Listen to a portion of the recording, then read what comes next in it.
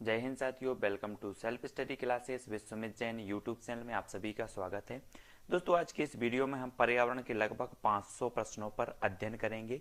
ये बहुत ही इंपॉर्टेंट प्रश्न हैं जो कि आपके एमपी टेट वर्ग 3, सीटीईटी रीट या फिर सीजी टेट से संबंधित हैं। ठीक है, तो ये पूरा का पूरा जो वीडियो है, पूरा वीडियो आपको देखना है और वीडियो को लाइक और शेयर अवश्य करना है दोस्तों। और अभी तक आप हमारे टेलीग्राम ग्रुप से नहीं जुड़े हैं तो टेलीग्राम ग्रुप से जुड़ जाएं। टेलीग्राम ग्रुप से जुड़ने के लिए आपको टेलीग्राम ऐप डाउनलोड करना है, फिर उसमें सर्च करना है IAS स्टडी ट्रिक और ज्वाइन हो जाना है। वीडियो को शेयर जरूर करें अपने मित्रों तक, अपने साथियों तक, व्हाट्सएप ग्रुप में, फेसबुक आदि ग्रुप में। ठीक है, तो दोस्तों स्टार्ट करते हैं आज का ये वीडियो। आज का जो पहला प्रश्न है वो है एनवायरोनेर शब्द किस भाषा से लिया गया है। आपके पास चार विकल्प हैं। सबसे पहले है ग्रीक, रोमन, अंग्रेजी या फिर फ्रेंच। सभी लोगों को पता है कि जो पर्यावरण शब्द है अंग्रेजी के एनवायरमेंट से बना है और एनवायरमेंट जो शब्द है वो एनवायरोनेर शब्द से जो है बना है और ये एनवायरोनेर शब्द है वो किस भाषा से लिया गया है, ये चीज आपको बतानी है। तब आपका जो बिल्कुल राइट आंसर हो जाएगा वो क्या हो जाएगा, फ्रेंच। फ्रेंच यानी कि जो विकल्प नंबर आपका डी है वो बिल्कुल यहां पर राइट होगा। ठीक है, अगला है दोस्तों पर्यावरण के प्रमुख घटक हैं तो कौन है, प्राकृतिक, मानव निर्मित, दोनों या इनमें से कोई नहीं। तो पर्यावरण के प्रमुख घटक कौन है, तो सभी लोगों ने बहुत अच्छे से पढ़ा है कि पर्यावरण के जो प्रमुख घटक माने जाते हैं दोस्तों वो दो घटक होते हैं। पर्यावरण के दो घटक होते हैं, एक तो प्राकृतिक घटक होता है और एक मानव निर्मित घटक होता है। यानी कि जो आपका विकल्प नंबर सी है वो सही हो जाएगा। ठीक है, ये चीज आपको याद रख लेनी है। फिर बात करें अगर प्राकृतिक की, तो प्राकृतिक जो घटक है इनमें जैविक और अजैविक घटक, दो प्रकार के घटक ये माने जाते हैं प्राकृतिक घटक। तो अगर आपसे पर्यावरण के घटक पूछे जाते हैं कि कितने प्रकार के हैं, तब आपको दो प्रकार की बतानी है। प्राकृतिक पर्यावरण के घटक कितने हैं, तब भी आपको दो प्रकार की बतानी है। ठीक है, ये चीज आपको समझनी है। ताप, मृदा, प्रकाश संश्लेषण के किस घटक के अंतर्गत आते हैं, तो ताप, मृदा, प्रकाश ये जो होते हैं, पहले चीज तो ये चीज आपको समझनी है कि जो प्राकृतिक पर्यावरण है, प्राकृतिक पर्यावरण के दो घटक होते हैं दोस्तों, एक जैविक और एक अजैविक। तो अजैविक को भौतिक घटक भी कहा जाता है। ठीक है, यहां पर ताप, मृदा, प्रकाश ये जो हो जाएंगे वो क्या हो जाएंगे, भौतिक घटक हो जाएंगे। यानी कि जो विकल्प नंबर आपका बी है वो यहां पर बिल्कुल सही हो जाएगा। ठीक है, भौतिक यानी कि अजैविक, जिनमें जीवन होता है वो जैविक, जिनमें जीवन नहीं होता है वो अजैविक। ठीक है, तो बी नंबर यहां पर सही होगा। पर्वत, पठार, मैदान, घाटी पर्यावरण के किस क्षेत्र में आते हैं, आपको बताना है। स्थल मंडल में, जल मंडल में, वायुमंडल या फिर जैव मंडल में। पर्वत, पठार, मैदान, घाटी पर्यावरण के किस क्षेत्र में आते हैं। प्रश्न क्रमांक है आपका 4 और 4 का उत्तर बताना है। सभी लोग बताएंगे तब आपका जो बिल्कुल राइट आंसर हो जाएगा कि पर्वत, पठार, मैदान, घाटी ये आते हैं स्थल मंडल। ठीक है, स्थल मंडल यानी कि जो विकल्प नंबर ए है वो बिल्कुल सही हो जाएगा। ठीक है, पृथ्वी का 2/3 भाग कौन सा मंडल है, 2/3 भाग आपको बताना है। स्थल मंडल है, जल मंडल है, वायुमंडल है या फिर जैव मंडल है। प्रश्न क्रमांक 5 का राइट आंसर बताना है। तब 5 का जो उत्तर हो जाएगा दोस्तों कि पृथ्वी का 2/3 भाग जो है वो जल मंडल है। जल मंडल यानी कि जो आपका विकल्प नंबर बी है वो सही हो जाएगा। आपको पता है कि जल मंडल जो माना जाता है वो 70.8 यानी कि कहीं कहीं पर 71% भी, आपको 71 जो है परसेंट भी दिया होता है, तब आप 71% लगाती है, 70.8 भी होता है। ठीक है, तो पृथ्वी का 2/3 भाग जो है वो क्या है, जलमंडल, यानी कि जो विकल्प नंबर आपका बी है वो यहां पर सही हो जाएगा। अगला क्वेश्चन देख लेते, धूल के कण एवं जलवाष्प किस मंडल में पाए जाते हैं। स्थल मंडल में, वायुमंडल में, जल मंडल या फिर जैव मंडल में। धूल के कण एवं जलवाष्प किस मंडल में पाए जाते हैं।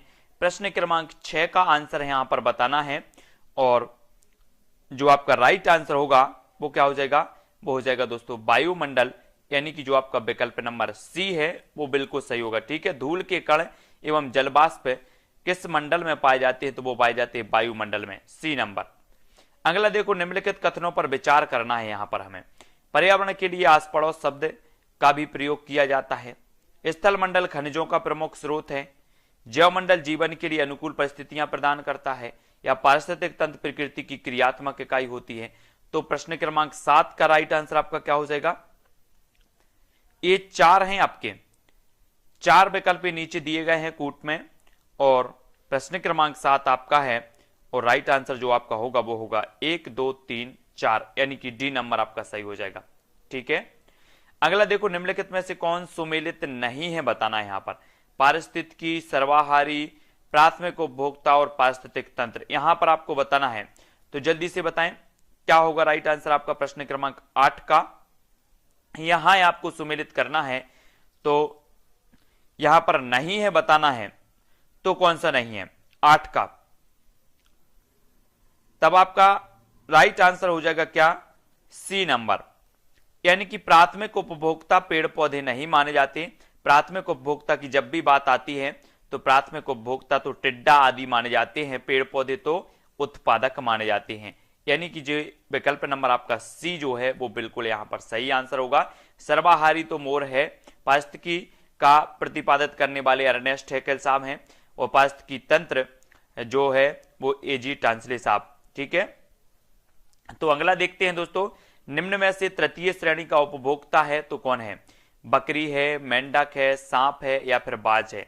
तो तृतीय श्रेणी का आपको बताना है प्रश्न क्रमांक 9 का उत्तर। तृतीय श्रेणी का जो उपभोक्ता माना जाएगा वो कौन माना जाएगा? तब आपका राइट जो आंसर हो जाएगा दोस्तों वो क्या हो जाएगा? सांप। सांप यानी कि जो बी नंबर है वो सही हो जाएगा, है ना।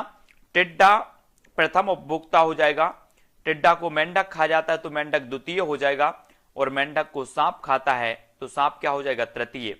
ठीक है, तो बेजीव जो मृत शरीर के कार्बनिक पदार्थों को साधारण भौतिक तत्वों में अपघटित करते हैं वो क्या कहलाते हैं? जीव क्या कहलाते हैं? अपघटक, सर्वाहारी, तृतीय उपभोक्ता, या फिर द्वितीय उपभोक्ता, क्या कहलाते हैं? तो आपका बिल्कुल सही आंसर होगा अपघटक। अपघटक यानी कि जो विकल्प नंबर ए है वो यहां पर राइट आंसर होगा। ठीक है, अगर पौधों को खरगोश खाता है, खरगोश को सांप खाता है और सांप को मोर, तब सबसे कम ऊर्जा जो है किसको प्राप्त होगी? खरगोश को, मोर को, सांप को, या फिर सभी को समान ऊर्जा मिलेगी? प्रश्न क्रमांक 11 का हमें आंसर बताना है,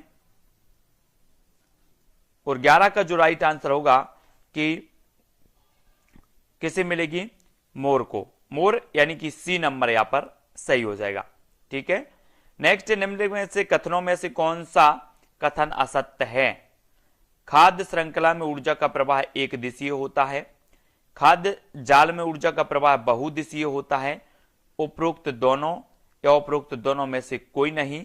प्रश्न क्रमांक 12 का आंसर हमें यहां पर बताना है, और आपका राइट आंसर हो जाएगा असत्य कथन पूछा गया है, इसलिए जो असत्य कथन है वो कोई भी नहीं है, यानी कि जो आपका डी नंबर है वो बिल्कुल सही होगा यहां पर। ठीक है, अंतरराष्ट्रीय स्तर पर मानव पर्यावरण सबसे पहले सम्मेलन कब हुआ था? आपको बताना है अंतरराष्ट्रीय स्तर पर मानव पर्यावरण पर सबसे पहला जो सम्मेलन हुआ था वो कब हुआ था? प्रश्न क्रमांक 13 का आंसर बताना है, तब आपका बिल्कुल सही आंसर होगा क्या? 1972। 1972 यानी कि जो सी नंबर है वो यहां पर राइट होगा। ठीक है, अगला है, किस सम्मेलन में यह घोषणा की गई कि प्रत्येक 5 जून को विश्व पर्यावरण दिवस के रूप में मनाया जाएगा? तो कौन से सम्मेलन में की गई थी? प्रश्न क्रमांक 14 का उत्तर हमें बताना है, तो आपका बिल्कुल जो राइट आंसर होगा वो स्टॉकहोम सम्मेलन।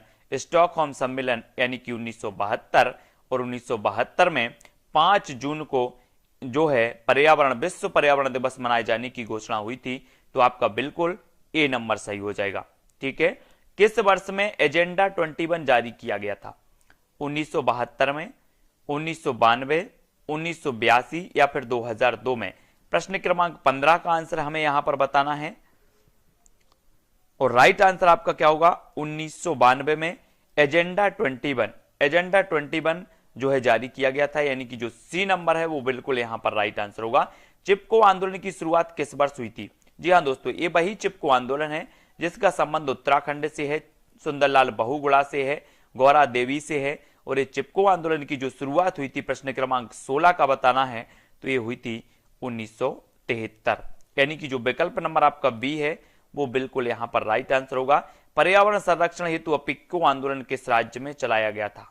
पर्यावरण संरक्षण हेतु बताना है 17 का महाराष्ट्र में, उत्तर प्रदेश में, केरल या फिर कर्नाटक में। कहां पर चलाया गया था 17 का आंसर? तो पर्यावरण संरक्षण हेतु अपिक्को आंदोलन किस राज्य में चलाया गया था? वो चलाया गया था कर्नाटक। कर्नाटक यानी कि जो डी नंबर है आपका वो बिल्कुल यहां पर सही हो जाएगा। अगला क्वेश्चन है दोस्तों, बाबा आमटे और मेधा पाटेकर किस आंदोलन से संबंधित हैं? नर्मदा बचाओ आंदोलन, चिपको आंदोलन, गंगा स्वच्छता अभियान, अपिक्को आंदोलन। 18 का आंसर बताना है और आपका बिल्कुल जो सटीक आंसर होगा वो क्या होगा? नर्मदा बचाओ आंदोलन, ए नंबर। राजीव गांधी पर्यावरण पुरस्कार दिया जाता है पर्यावरण के क्षेत्र में अतुलनीय योगदान के लिए व्यक्ति विशेष को, पर्यावरण के क्षेत्र में अतुलनीय योगदान के लिए किसी संगठन को, पर्यावरण के क्षेत्र में अतुलनीय योगदान के लिए किसी औद्योगिक संस्था को, या फिर उपरोक्त में से कोई नहीं। तो राजीव गांधी पर्यावरण पुरस्कार जो दिया जाता है वो किसको दिया जाता है? 19 का आंसर बताना है और राइट जो आंसर आपका होगा वो क्या हो जाएगा? राजीव गांधी पर्यावरण पुरस्कार दिया जाता है दोस्तों पर्यावरण के क्षेत्र में अतुलनीय योगदान के लिए औद्योगिक संस्था को, और सी नंबर आपका बिल्कुल यहां पर सही होगा। सुमेलित करना है हमें, पृथ्वी दिवस कब मनाया जाता है, जैव विविधता दिवस कब मनाया जाता है, विश्व प्रकृति दिवस कब मनाया जाता है और विश्व पर्यावरण संरक्षण दिवस कब मनाया जाता है। तो प्रश्न क्रमांक 20 का आंसर हमें बताना है और बिल्कुल आपका सटीक जो आंसर हो जाएगा वो कौन होगा दोस्तों? वो होगा कौन सा? आपने उत्तर बता दिया कमेंट में, उत्तर बता दिया तो कमेंट में जरूर उत्तर आप बताया करें। अगर आपसे बनता है तो उत्तर हो जाएगा बी, यानी कि पृथ्वी दिवस 22 अप्रैल को सही। जैव विविधता दिवस 22 मई को मनाया जाता है, ठीक है। विश्व प्रकृति दिवस जो मनाया जाता है 3 अक्टूबर को, विश्व पर्यावरण संरक्षण दिवस मनाया जाता है 26 नवंबर को, ठीक है। ये चीज आपको यहां पर याद रखनी है। अगला क्वेश्चन देख लेते हैं, निम्न में से कौन सर्वाधिक उत्पादक पारिस्थितिक तंत्र है? उष्णकटिबंधीय वर्षावन, टुंड्रा, सवाना या फिर मरुस्थल। निम्न में से कौन सर्वाधिक उत्पादक पारिस्थितिक तंत्र है? तो कौन है? एक का आंसर हमें बताना है, तब आपका बिल्कुल जो सही आंसर हो जाएगा वो क्या हो जाएगा दोस्तों? 4 विकल्प हैं। प्रश्न क्रमांक 1 का उत्तर होगा उष्णकटिबंधीय वर्षावन, 1 नंबर आपका बिल्कुल सही हो जाएगा, ए नंबर, ठीक है। खाद्य श्रृंखला के परस्पर समूह को क्या कहा जाता है? प्रश्न क्रमांक 2 का आंसर, खाद्य श्रृंखला के परस्पर समूह को क्या कहा जाता है? खाद्य चक्र, खाद्य जाल, श्रृंखला अभिक्रिया या फिर बायोमास का पिरामिड। तो वो कहा जाता है दोस्तों खाद्य जाल, यानी कि जो सी नंबर है वो बिल्कुल यहां पर राइट होगा। जैविक पर्यावरण में शामिल है, तो जैविक पर्यावरण में क्या शामिल है? उत्पादक, अपघटक, उपभोक्ता या उपरोक्त सभी। जैविक पर्यावरण में आपको बताना है। प्रश्न क्रमांक 3 का आंसर, तब आपका राइट आंसर क्या होगा? उपरोक्त सभी, यानी कि डी नंबर, ठीक है। नेक्स्ट, ऊर्जा संवहन के निम्नलिखित आरेख को ध्यानपूर्वक देखें। ध्यानपूर्वक आपको देखना है कि यहां पर और फिर बताना है, ठीक है। आपको बताया है दोस्तों कि जो खाद्य श्रृंखला का जो स्तर होता है, जो स्तर होते हैं वो कितने स्तर होते हैं? 5 स्तर होते हैं। कितने स्तर होते हैं? 5 स्तर, ठीक है।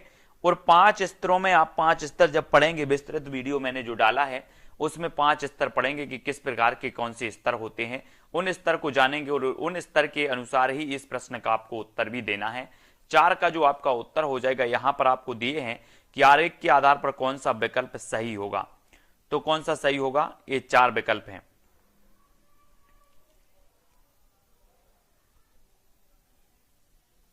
तब यहां पर आपका जो आंसर होगा दोस्तों वो क्या हो जाएगा? ये 4 विकल्प हैं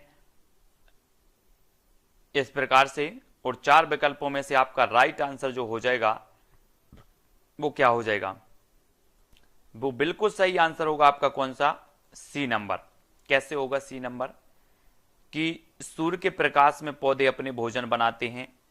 तो सेकंड उपभोक्ता क्या हो जाएगा? सेकंड नंबर पर क्या आ जाएगा? पौधे, ठीक है।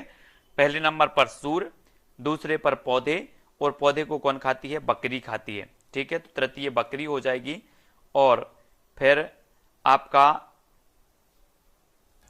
बकरी को खाने वाली भी हैं और फिर मनुष्य आएगा। इस प्रकार से जो आपका सी नंबर है, जो यहाँ पर स्तरों के अनुसार सी नंबर सही हो जाएगा।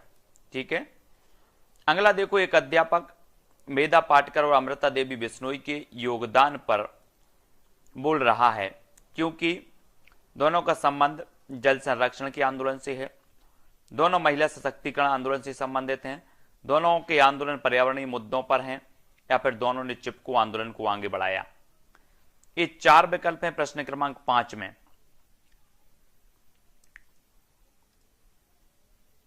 तो आपका राइट आंसर हो जाएगा कि दोनों के आंदोलन पर्यावरणीय मुद्दों पर हैं, है ना। तो सी नंबर बिल्कुल सही होगा। ठीक है, वन्य प्राणी सप्ताह प्रतिवर्ष मनाया जाता है, तो कब मनाया जाता है? नवंबर के प्रथम सप्ताह में, अगस्त के प्रथम सप्ताह में, अक्टूबर के प्रथम सप्ताह में, या जुलाई के प्रथम सप्ताह में। तो वन्य प्राणी सप्ताह जो मनाया जाता है वो कब मनाया जाता है? प्रश्न क्रमांक 6 का आंसर बताना है। तब आपका बिल्कुल सही आंसर होगा अक्टूबर के प्रथम सप्ताह में वन्य प्राणी सप्ताह। ठीक है, वन्य प्राणी सप्ताह की बात हो रही, तो अक्टूबर के प्रथम सप्ताह में। सन 1992 में पर्यावरण सुरक्षा से संबंधित प्रथम पृथ्वी सम्मेलन किस शहर में हुआ था? 1992 में प्रथम पृथ्वी सम्मेलन हुआ। ठीक है, और ये किस शहर में हुआ था? 4 शहर हमारे सामने मौजूद हैं, 4 में से एक का चयन करना है। तो आपका बिल्कुल सही आंसर क्या होगा? विकल्प नंबर बी, यानी कि Rio de Janeiro. B number आपका सही हो जाएगा। ठीक है, पर्यावरण सुरक्षा से संबंधित प्रथम पृथ्वी सम्मेलन जो हुआ था वो रियो डी जेनेरो, यानी कि बी नंबर। ठीक है, यदि एक मेंढक एक टिड्डे को खाता है तो ऊर्जा का स्थानांतरण होगा उत्पादक से अपघटक को, या फिर उत्पादक से प्राथमिक उपभोक्ता को, या प्राथमिक उपभोक्ता से द्वितीय उपभोक्ता को, या द्वितीय उपभोक्ता से प्राथमिक उपभोक्ता को। आपको बताना है, यदि एक मेंढक एक टिड्डे को खाता है तो ऊर्जा का स्थानांतरण कैसे हो रहा है? राइट आंसर क्या हो जाएगा? प्राथमिक उपभोक्ता है टिड्डा और टिड्डा को खा रहा है तो द्वितीय उपभोक्ता मेंढक। ठीक है, अगला देखो, निम्न में से पृथ्वी पर कौन सा पारिस्थितिक तंत्र सबसे बड़ा है? रेगिस्तान है, वन है, समुद्र है, कृषि भूमि है। तो पृथ्वी पर सबसे बड़ा जो पारिस्थितिक तंत्र है वो कौन सा है? तब आपका प्रश्न क्रमांक 9 का जो आंसर हो जाएगा वो हो जाएगा समुद्र। समुद्र, यानी कि जो विकल्प नंबर आपका बी है वो बिल्कुल यहां पर राइट आंसर होगा, बी नंबर का। ठीक है, अगला देखो, पर्यावरण को बचाने के लिए चिपको आंदोलन से कौन सा राज्य जुड़ा है? चिपको आंदोलन से तो सभी लोगों को पता है, बिल्कुल आंखें बंद करके उत्तर बताना है इसका। चिपको आंदोलन की जो राज्य जुड़ा है वो कौन सा है? उत्तराखंड। निम्न में से कौन द्वितीय श्रेणी का उपभोक्ता है? द्वितीय श्रेणी का आपको बताना है, हाथी है, शेर है, सांप है, या फिर बकरी है। द्वितीय श्रेणी का उपभोक्ता कौन है? प्रश्न क्रमांक 11 का आंसर।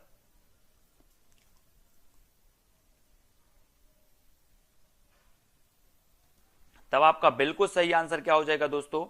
शेर। शेर, यानी कि जो विकल्प नंबर आपका सी है वो सही हो जाएगा। आपने जो उपभोक्ता या खाद्य श्रृंखला के 5 स्तर पढ़े होंगे, 5 स्तर में आपने एक स्तर ये भी पढ़ा होगा कि पौधों को खाती है बकरी, बकरी पौधे को खाती है, तो प्रथम उपभोक्ता बकरी, और बकरी को सीधे कौन खाता है? शेर। तो शेर कौन से उपभोक्ता में आएगा? द्वितीय में आएगा कि नहीं आएगा? आएगा। तो पोषण के 5 स्तर जो हैं वो आपको पढ़ना है, और यहां पर जो विकल्प अनुसार उत्तर है वो सी नंबर सही हो जाएगा, शेर। ठीक है, चिपको आंदोलन किस राज्य से संबंधित है? छत्तीसगढ़, बिहार, झारखंड या उत्तराखंड? तो ये फिर से आंसर आया है और ये उत्तराखंड से संबंधित है, डी नंबर। खाद्य श्रृंखला में ऊर्जा का प्रवाह होता है एक दिशीय, बहुदिशीय, चक्रीय, या फिर उभय दिशीय। 13 का आंसर हमें बताना है, खाद्य श्रृंखला में जो ऊर्जा का प्रवाह होता है वो किस प्रकार से होता है? और राइट जो आंसर होगा वो क्या होगा? एक दिशीय। खाद्य श्रृंखला में ऊर्जा का प्रवाह होता है एक दिशीय। ठीक है, पारितंत्र में ऊर्जा का प्राथमिक स्रोत कौन सा है? पारितंत्र में ऊर्जा का प्राथमिक स्रोत वनस्पति, परमाणु ऊर्जा, सूर्य का प्रकाश, या भोजन? पारितंत्र में ऊर्जा का जो प्राथमिक स्रोत माना जाता है, प्रश्न क्रमांक 14 का आंसर वो सूर्य का प्रकाश माना जाता है, और बी नंबर यहां पर बिल्कुल सही होगा। कौन सा पर्यावरण अध्ययन का घटक नहीं है? अगर आपसे बन रहे हैं क्वेश्चन तो कमेंट में जल्दी जल्दी से बता दिया करो, ठीक है। सभी लोग अपना अपना आकलन भी करते जाएंगे। पर्यावरण अध्ययन का जो घटक नहीं है वो कौन नहीं है? मानव तो है, जलमंडल भी है, वायुमंडल भी है, लेकिन कौन सा नहीं है? सौरमंडल, यानी कि डी नंबर आपका यहां पर राइट होगा। चिपको आंदोलन के प्रणेता हैं तो कौन है? प्रश्न क्रमांक 16 का आंसर हमें यहां पर बताना है और आपका राइट आंसर होगा कौन है? सुंदरलाल बहुगुणा, यानी कि जो बी नंबर है वो यहां पर राइट आंसर हो जाएगा, ठीक है। अगला क्वेश्चन है दोस्तों, पर्यावरण संरक्षण पर निम्न में से कौन सा गैर सरकारी संघ समर्पित है? तो कौन सा गैर सरकारी संघ समर्पित है? WWF, भारतीय वन्य जीव बोर्ड, राष्ट्रीय वन्य जीवन क्रिया योजना या उपरोक्त सभी? पर्यावरण संरक्षण पर निम्न में से कौन गैर सरकारी संघ समर्पित है? प्रश्न क्रमांक 17 का आंसर, तब आपका बिल्कुल सही आंसर होगा WWF, है ना, ए नंबर। नेक्स्ट देख लो, 10% नियम दिया गया, लिंडमैन द्वारा, गोल्डमैन द्वारा, बैकमैन द्वारा या उपरोक्त में से कोई नहीं। 10% का जो नियम है वो किसके द्वारा दिया गया? प्रश्न क्रमांक 18 का आंसर हो जाएगा 10% का जो नियम दिया गया वो लिंडमैन द्वारा दिया गया, ए नंबर। पर्यावरण दिवस कब मनाया जाता है? तो पर्यावरण दिवस सभी लोगों को पता है कि पर्यावरण दिवस जो मनाया जाता है वो 5 जून को मनाया जाता है और पर्यावरण संरक्षण दिवस जो मनाया जाता है वो 26 नवंबर को मनाया जाता है ना। तो पर्यावरण संरक्षण दिवस 26 नवंबर, पर्यावरण दिवस 5 जून। पारिस्थितिक तंत्र का उदाहरण है, तो पारिस्थितिक तंत्र का क्या है? जल्दी से बताएं, 20 का आंसर। पारिस्थितिक तंत्र का जो उदाहरण हो जाएगा वो क्या हो जाएगा? प्रश्न क्रमांक 20 का उत्तर होगा क्या? तालाब, बी नंबर। कौन जैविक कारक नहीं है? जैविक कारक नहीं है तो कौन सा नहीं है? पेड़ पौधे हैं, जंतु हैं, सूक्ष्म जीव हैं, तो कौन सा नहीं है? डी, यानी कि प्रस्तर आपका बिल्कुल सही होगा। नेक्स्ट, अधिकतर पेड़ पौधे पाए जाते हैं स्थल मंडल में, जल मंडल में, वायुमंडल में या प्रकाश मंडल में? तो अधिकतर जो पेड़ पौधे पाए जाते हैं वो कहां पाए जाते हैं? 20 का आंसर है यहां पर बताना है हमें। तो वो पाए जाते हैं स्थल मंडल में, अधिकतर पेड़ पौधे स्थल मंडल में पाए जाते हैं। पर्यावरण दिवस किस दिन मनाया जाता है? 4 जून, ये तो फिर से आ गया, 5 जून, ठीक है। पर्यावरण को बचाने के लिए चिपको आंदोलन का संबंध किस राज्य से है? ये क्वेश्चन कई बार पूछा गया है दोस्तों, तो ये उत्तराखंड से है, ठीक है। निम्नलिखित में से जैविक घटक है तो कौन सा है ना। ये डबल डबल जो क्वेश्चन हो रहे हैं ना, तो ये किसी ना किसी एग्जाम में पूछे हुए क्वेश्चन है, इसलिए ये डबल डबल आ रहे हैं। इससे कोई दिक्कत नहीं है, पढ़ते जाओ, पता चलता है कि कौन सा प्रश्न कितनी बार पूछा गया है। निम्न में से जैविक घटक है तो कौन सा है? पादप है, वायु है, मृदा है या फिर जल है? तो जैविक घटक यहां पर बताना है 25 का आंसर। राइट आंसर होगा पादप। पादप यहां पर जैविक घटक, ठीक है, ए नंबर। हमारे देश में वन महोत्सव कब मनाया जाता है? 2 अक्टूबर को, 10 अगस्त को, 1 जुलाई को या 1 दिसंबर को? तो 26 का आपका बिल्कुल सटीक और राइट आंसर जो हो जाएगा वो कौन सा हो जाएगा? 26 का वी, यानी कि 1 जुलाई को वन महोत्सव मनाया जाता है, 1 जुलाई को, ठीक है, वी नंबर। पर्यावरण के अंतर्गत आते हैं तो क्या आते हैं? पेड़ पौधे, जीव जंतु, रिश्ते नाते, संस्कृति, मकान, सड़कें, पूजा स्थल या उपरोक्त सभी? तो पर्यावरण के जो अंतर्गत आते हैं, प्रश्न क्रमांक है अपना 27 और 27 का आपका राइट आंसर क्या हो जाएगा? डी, यानी कि उपरोक्त सभी पर्यावरण के अंतर्गत आते हैं, तो सभी आते हैं, ठीक है। अगला देख लेते दोस्तों, ऊर्जा का पिरामिड होता है उल्टा, अनियमित, इनमें से कोई नहीं या फिर सीधा? कैसा होता है ऊर्जा का पिरामिड? 28 का राइट आंसर क्या हो जाएगा? ए यानी कि सीधा। ऊर्जा का पिरामिड जो होता है वो सीधा होता है। प्राकृतिक एवं सामाजिक सांस्कृतिक पर्यावरण के बीच अंतःक्रिया का उदाहरण है तो क्या है? वनों की कटाई, निर्माण कार्य, शिकार या उपरोक्त सभी? प्राकृतिक एवं सामाजिक सांस्कृतिक पर्यावरण के बीच अंतरक्रिया का उदाहरण हमें बताना है, प्रश्न क्रमांक 29 का।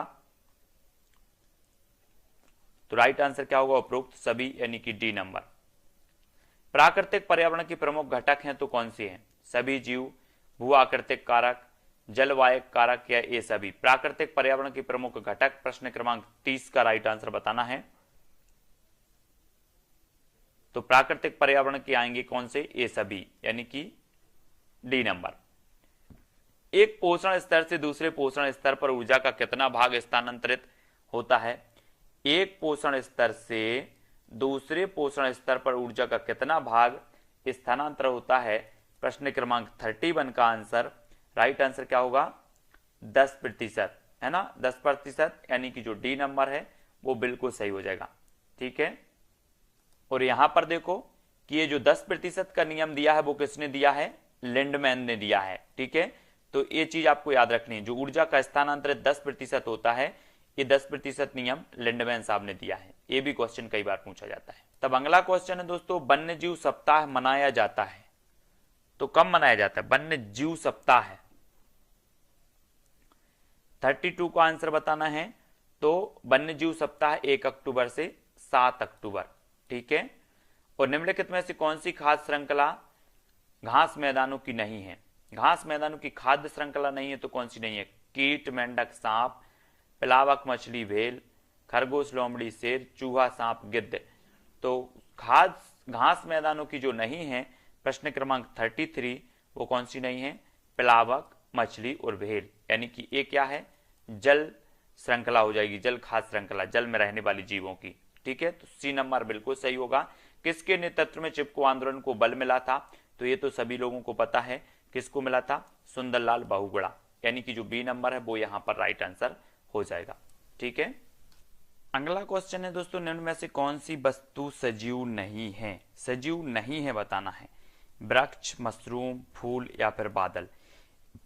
दोस्तों इतना तो आप समझते हैं कि सजीव कौन सी वस्तुएं होती हैं और निर्जीव कौन सी वस्तुएं होती हैं। ठीक है, तो सजीव नहीं है बताना यहां पर, तब आपका बिल्कुल सही आंसर क्या होगा? बादल, यानी कि जो बादल है वो निर्जीव है, और डी नंबर यहां पर बिल्कुल सही होगा। सभी सजीवों को प्रत्यक्ष या अप्रत्यक्ष रूप से भोजन कहां से मिलता है?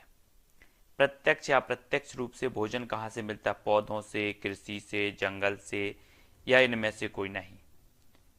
तो बिल्कुल आसान सा क्वेश्चन है, कंफ्यूजन होकर के लोग गलत करके आते हैं, लेकिन बिल्कुल सही आंसर हो जाएगा कि प्रत्यक्ष और अप्रत्यक्ष रूप से आपको जो भोजन मिलता है वो मिलता है पौधों से। एक नंबर आपका बिल्कुल सही होगा। ठीक है, ए नंबर। एक वयस्क मनुष्य 1 मिनट में कितनी बार सांस लेता एवं छोड़ता है? 72 बार, 25 बार, 15 से 18 बार, या 10 से 12 बार?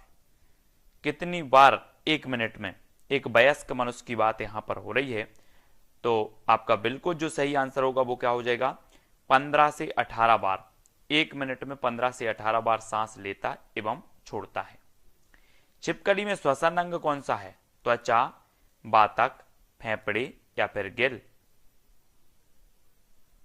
तो प्रश्न क्रमांक 4 का उत्तर होगा वी, फेफड़े, है ना। श्वसन अंग जो होते हैं छिपकली के वो फेफड़े होते हैं। पौधों में गैसों का आदान प्रदान कैसे होता है? पौधों में गैसों का बताना है जड़ों के द्वारा, तने के द्वारा, फूलों के द्वारा या पत्तियों के द्वारा। ये है प्रश्न क्रमांक 5। पौधों में गैसों का जो आदान प्रदान होता है वो कैसे होता है? तो बिल्कुल सही आंसर होगा क्या? पत्तियों के द्वारा, यानी कि आपका जो डी नंबर है वो बिल्कुल सही होगा। जंतुओं का मुख्य उत्सर्जन अंग है त्वचा, फेफड़े, वृक्क या फिर आंतें। जंतुओं का मुख्य उत्सर्जन अंग कौन सा है? प्रश्न क्रमांक 6 का आंसर हमें बताना है। तो वो हो जाएगा वृक्क, यानी कि जो विकल्प नंबर आपका बी है वो बिल्कुल यहां पर राइट होगा। अगला क्वेश्चन देख लेते दोस्तों, निम्न में से कौन सा उदाहरण उद्दीपन अनुक्रिया प्रक्रिया को दर्शाता है? कॉकरोच का रोशनी देखकर छिप जाना, सूरज छिपने के पश्चात फूलों का बंद होना, मनपसंद व्यंजन देखकर मुंह में पानी आना, या उपरोक्त सभी? तो कौन सा उदाहरण है जो उद्दीपन अनुक्रिया प्रक्रिया को दर्शाता है? प्रश्न क्रमांक 7 का राइट आंसर हमें बताना है, और आपका बिल्कुल सही आंसर क्या होगा? डी, उपरोक्त सभी, है ना। डी नंबर आपका यहां पर बिल्कुल सही होगा। नेक्स्ट है, निम्न में से कौन अपने शिकार को पकड़ने के लिए अपनी जीभ का प्रयोग करता है? छिपकली, दोनों, मेंढक, या इनमें से दोनों में से कोई नहीं? तो अपनी जीभ का जो प्रयोग करता है शिकार को पकड़ने के लिए वो कौन करता है? तो छिपकली भी करती है और मेंढक भी, यानी कि दोनों आपका सी नंबर सही हो जाएगा। कंधे एवं कूल्हे में पाई जाने वाली संधि है तो कौन सी है? हिंज संधि, अचल, कंदुक खल्लिका या धुराग्र। जिसने भी विस्तृत अध्ययन वाला वीडियो नहीं देखा वो विस्तृत अध्ययन वाला देखें, और जिसपे भी आंसर बन रहा है वो कमेंट में जरूर बताएंगे। तो कंधे एवं कूल्हे में पाई जाने वाली जो संधि है, प्रश्न क्रमांक 9 का आंसर वो कहलाती है कंदुक खल्लिका, वी नंबर। ठीक है। कौन सा कथन सत्य है? केंचुआ पेशियों एवं सूख की मदद से रेंगता है। मनुष्य के सिर में अचल संधि पाई जाती है। मेंढक तैरता भी है और फुदकता भी है। पौधों में प्रकाश संश्लेषण 24 घंटे होता है। तो कौन सा कथन सत्य है बताना। यहां पर आपके जो विकल्प दिए हैं, प्रश्न क्रमांक 10 का आंसर बताना है, और राइट जो आंसर आपका होगा वो क्या होगा? बी, यानी कि केंचुआ पेशियों एवं सूख की मदद से रेंगता, बिल्कुल सही है। मनुष्य के सिर में अचल संधि पाई जाती है, बिल्कुल सही है। पौधों में प्रकाश संश्लेषण नहीं, मेंढक तैरता भी और फुदकता भी, ये भी सही है, लेकिन पौधों में 24 घंटे प्रकाश संश्लेषण नहीं होता, यानी कि जो आई भी है वो गलत हो जाएगा, बाकी 3 सही हो जाएंगे। ठीक है। नेक्स्ट है, जानवरों में से कौन बच्चों को जन्म देते हैं? चमगादड़, व्हेल मछली, सील या फिर ए सभी। तो जानवरों में से बच्चों को जन्म देते हैं तो कौन देते हैं? 11 का आंसर हमें बताना है। तो देखो, चमगादड़ भी देती है, सील भी देती है, व्हेल मछली भी देती है। ये सभी उत्तर आपका सही होगा, और इन्हें स्तनधारी कहा जाता है। जो बच्चे पैदा करते हैं उन्हें स्तनधारी कहा जाता है। ठीक है। तो डी नंबर आपका यहां पर राइट होगा। निम्न में से किस पौधे में पत्तियों के द्वारा प्रजनन होता है? गुलाब, शकरकंद, पत्थरचटा या फिर आलू। प्रश्न क्रमांक 12। आपने अधिकांश पढ़ा होगा कि पौधों में जो प्रजनन अंग है वो कौन सा है? फूल। लेकिन यहां पर आपको बताना है कि कौन सा वो पौधा है जिनमें पत्तियों के द्वारा प्रजनन होता है। प्रश्न क्रमांक 12 का उत्तर क्या हो जाएगा? पत्थरचट्टा, यानी कि जो बी नंबर है वो बिल्कुल यहां पर राइट होगा। इसमें पत्तियों के द्वारा प्रजनन होता पत्थरचट्टा में। सुमेलित नहीं है बताना है। कौन सा सुमेलित नहीं है? केंचुआ त्वचा से, मच्छर कान, पसीना त्वचा, सांप कंपन। तो 13 का आंसर हमें बताना है, और 13 का जो आपका राइट आंसर होगा वो क्या होगा? सी, यानी कि जो विकल्प नंबर सी है कि है ना, मच्छर कान से, तो सी नंबर आपका बिल्कुल सही हो जाएगा। पक्षी एक ही वक्त में 2 अलग अलग चीजों को देख लेते हैं क्योंकि वे अपनी गर्दन को घुमाते रहते हैं। इनके सिर के दोनों तरफ आंखें होती हैं। इनकी आंखों की पुतली घूम नहीं सकती, या फिर इनकी आंखें छोटी होती हैं। तो अलग अलग चीजों को देख सकते हैं, क्यों देख सकते हैं? तब आपका बिल्कुल सही आंसर होगा क्या? कि इनके सिर के दोनों तरफ आंखें होती हैं, यानी कि जो बी नंबर है वो सही हो जाएगा यहां पर। ठीक है, बी नंबर। प्रश्न क्रमांक है, मनुष्य की कोहनी और घुटने में कौन सी संधि पाई जाती है? कोहनी और घुटने में कंदुक खल्लिका, अचल, हिंज या फिर धुराग्र। प्रश्न क्रमांक 15 का उत्तर हमें यहां पर बताना है, और राइट आंसर आपका होगा हिंज, यानी कि जो विकल्प नंबर वी है वो बिल्कुल सही होगा। कौन सी संधि पाई जाती घुटने में? तो हिंज संधि। मनुष्य के सिर की अस्थियां गति नहीं करती क्योंकि इनमें पाई जाती है। मनुष्य के सिर की अस्थियां गति नहीं करती क्योंकि इनमें पाई जाती है क्या? अचल संधि, कंटुक खल्लिका, धुराग्र या फिर हिंज। तो प्रश्न क्रमांक है अपना 16, और 16 का बिल्कुल राइट आंसर होगा क्या? अचल संधि। मनुष्य के सिर की अस्थियां गति नहीं करती क्योंकि इनमें पाई जाती है अचल संधि। ठीक है, ए नंबर। निम्न में से कौन सा जानवर अपने क्षेत्र को अपने मलमूत्र की गंध से पहचान लेता है? कुत्ता, शेर, बाघ या फिर सभी। ऐसा कौन सा जानवर है आपको बताना है कि जो अपने मलमूत्र की गंध से अपने क्षेत्र को पहचान लेता है? प्रश्न क्रमांक 17 का आंसर, और राइट जो आपका आंसर हो जाएगा वो क्या होगा?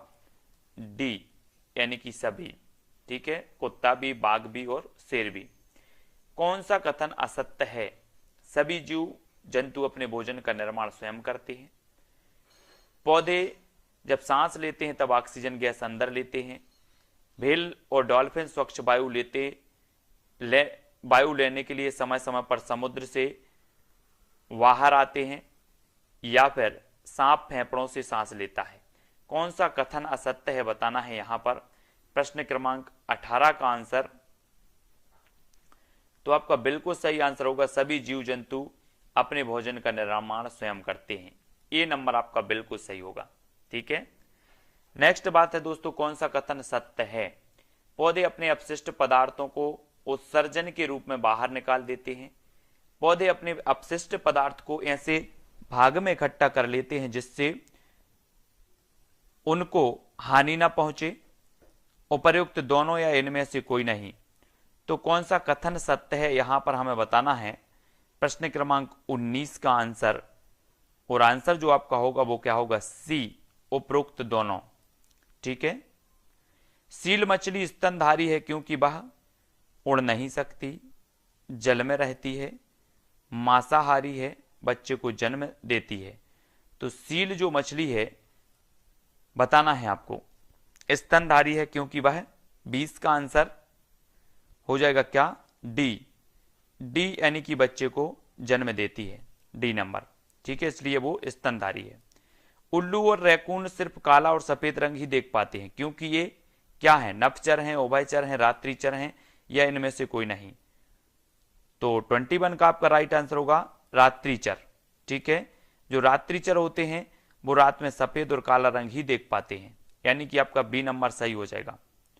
अगला क्वेश्चन है दोस्तों, बाज, गिद्ध और चील जैसे पक्षी अपने शिकार को दूर से ही देख लेते हैं क्योंकि वे आसमान में ऊपर उड़ते हैं, वे बहुत तेज उड़ते हैं, उनकी दृष्टि मनुष्य से 4 गुना तेज है, या उपरोक्त सभी। तो प्रश्न क्रमांक 22 का आंसर हमें बताना है, बाज, गिद्ध और चील जैसे पक्षी अपने शिकार को दूर से ही देख लेते हैं। क्यों देख लेते हैं? 22 का आंसर बताना है, क्योंकि उनकी जो दृष्टि है वो मनुष्य से 4 गुना तेज होती है। और सी नंबर आपका यहां पर बिल्कुल सही होगा 22 का। तब आपको अगला प्रश्न बताना, प्रकृति में ऑक्सीजन का प्रमुख स्रोत कौन सा है? समुद्री जल, पर्यावरण, वर्षा जल, या हरे पौधे? प्रकृति में ऑक्सीजन का प्रमुख स्रोत बताना है कौन सा है। प्रश्न क्रमांक 1 का आंसर, तो 1 का आंसर आपका हो जाएगा क्या? डी, हरे पौधे। प्रकृति में ऑक्सीजन का प्रमुख स्रोत है हरे पौधे। ठीक है, चमगादड़ स्तनधारी है क्योंकि वह उड़ता है, शाकाहारी है, रात्रिचर है, या बच्चे देता है? तो चमगादड़ स्तनधारी है क्योंकि वह क्या करता है, मैंने अभी बताया था आपको कि जो बच्चे देते हैं जो जानवर, जो जीवधारी, वो कहलाते स्तनधारी। ठीक है, तो बच्चे देता है, डी नंबर। निम्नलिखित में से उसे चुनिए जो अपनी मादा की पहचान उसकी गंध से कई किलोमीटर दूर से ही कर लेता है। चींटी, मच्छर, मधुमक्खी, या रेशम का कीड़ा? प्रश्न क्रमांक 3 का आंसर बताना है हमें। तो 3 का उत्तर आपका क्या हो जाएगा?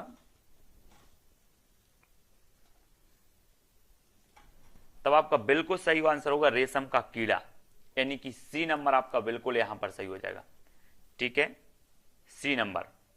अगला क्वेश्चन देखो, प्रकाश संश्लेषण की क्रिया में हरे पौधे द्वारा बाहर निकलने वाली गैस है तो कौन सी है? कार्बन डाइऑक्साइड, नाइट्रोजन, ऑक्सीजन, या उपरोक्त में से कोई नहीं। प्रकाश संश्लेषण क्रिया में हरे पौधों द्वारा बाहर निकलने वाली जो गैस है वो कौन सी है? तो सभी को पता है ऑक्सीजन, यानी कि सी नंबर। निम्न में से कौन सा कथन सही है? सही है बताना है, मनुष्य व पौधे दोनों द्वारा ऑक्सीजन व कार्बन डाइऑक्साइड का निष्कासन। मनुष्य ऑक्सीजन व कार्बन डाइऑक्साइड दोनों का निष्कासन, पौधे ऑक्सीजन और कार्बन डाइऑक्साइड दोनों का निष्कासन करते हैं, या उपरोक्त में से कोई नहीं। तो कौन सा कथन सही है बताना है। प्रश्न क्रमांक है अपना 5, और 5 का बिल्कुल जो सही आंसर होगा वो क्या होगा? सी, यानी कि पौधे ऑक्सीजन व कार्बन डाइऑक्साइड दोनों निष्कासन करते हैं। ठीक है, तो सी नंबर यहां पर बिल्कुल आपका राइट आंसर हो जाएगा। अगला क्वेश्चन है दोस्तों, यदि हम पक्षियों का अवलोकन करते हैं तो हम पाते हैं कि अधिकांश पक्षी अपनी गर्दन अत्यधिक हिलाते हैं। इसका क्या कारण है? इनके नेत्र दोनों भिन्न भिन्न वस्तुओं को एक ही समय में फोकस कर सकते हैं। अधिकांश पक्षियों के नेत्र स्थिर होते हैं और घूम नहीं सकते, या इनके कान ढके होते हैं और वे उड़ सकते हैं, और पक्षियों के दोनों नेत्र होते हैं। तो यह कारण क्या है इनका? तब आपका बिल्कुल सही आंसर क्या हो जाएगा कि अधिकांश पक्षियों के नेत्र स्थिर होते हैं और घूम नहीं सकते। तो बी नंबर बिल्कुल सही हो जाएगा, इसलिए ये क्या करते हैं, अपना सिर जो है बार बार हिलाते हैं। तो बी नंबर आपका यहां पर बिल्कुल सही होगा। नीचे दिए गए सभी जानवरों में निम्नलिखित में से कौन सी विशेषता पाई जाती है? छिपकली, गौरैया, कछुआ और सांप। उनके शरीर सल्क के होते हैं, वे अंडे देते हैं, वे जहरीले होते हैं, वे भूमि एवं जल दोनों में रहते हैं। तो इनमें तीन में जो विशेषता पाई जाती है वो कौन सी विशेषता पाई जाती है? प्रश्न क्रमांक 2 का आंसर, इनमें जो तीनों में जो विशेषता, चारों में विशेषता पाई जाती है कि वे अंडे देते हैं। वी नंबर यहां पर बिल्कुल आपका सही होगा। निम्नलिखित पक्षियों में से कौन काफी हद तक अपनी गर्दन को पीछे तक घुमा सकता है? कौन घुमा सकता है? कौवा, कोयल, उल्लू या फिर मैना? तो 3 का आंसर हो जाएगा डी, यानी कि विकल्प नंबर डी, उल्लू। ठीक है। अगला देखो, कुछ पक्षी हमारी तुलना में 4 गुनी अधिक दूरी तक देख सकते हैं। ये पक्षी कौन है? चील, बाज, गिद्ध, फाख्ता, कौवा, मोर, बाज, कबूतर, तोता, कौवा, चील, बुलबुल। तो कौन देख सकते हैं इनको? 4 नंबर का आंसर हमें बताना है। 4 गुनी अधिक दूरी तक देख सकते हैं तो चील, बाज और गिद्ध, यानी कि ए नंबर आपका बिल्कुल राइट आंसर होगा। कुछ जानवर रात में जागते हैं। ये जानवर हर चीज को जिन रंगों में देखते हैं वे कौन से हैं? है ना, जो रात्रिचर होते हैं वो हर वस्तु को किन रंगों में देखते हैं? प्रश्न क्रमांक 5 का आंसर बताना है और 5 का हो जाएगा सी, काला और सफेद। ठीक है।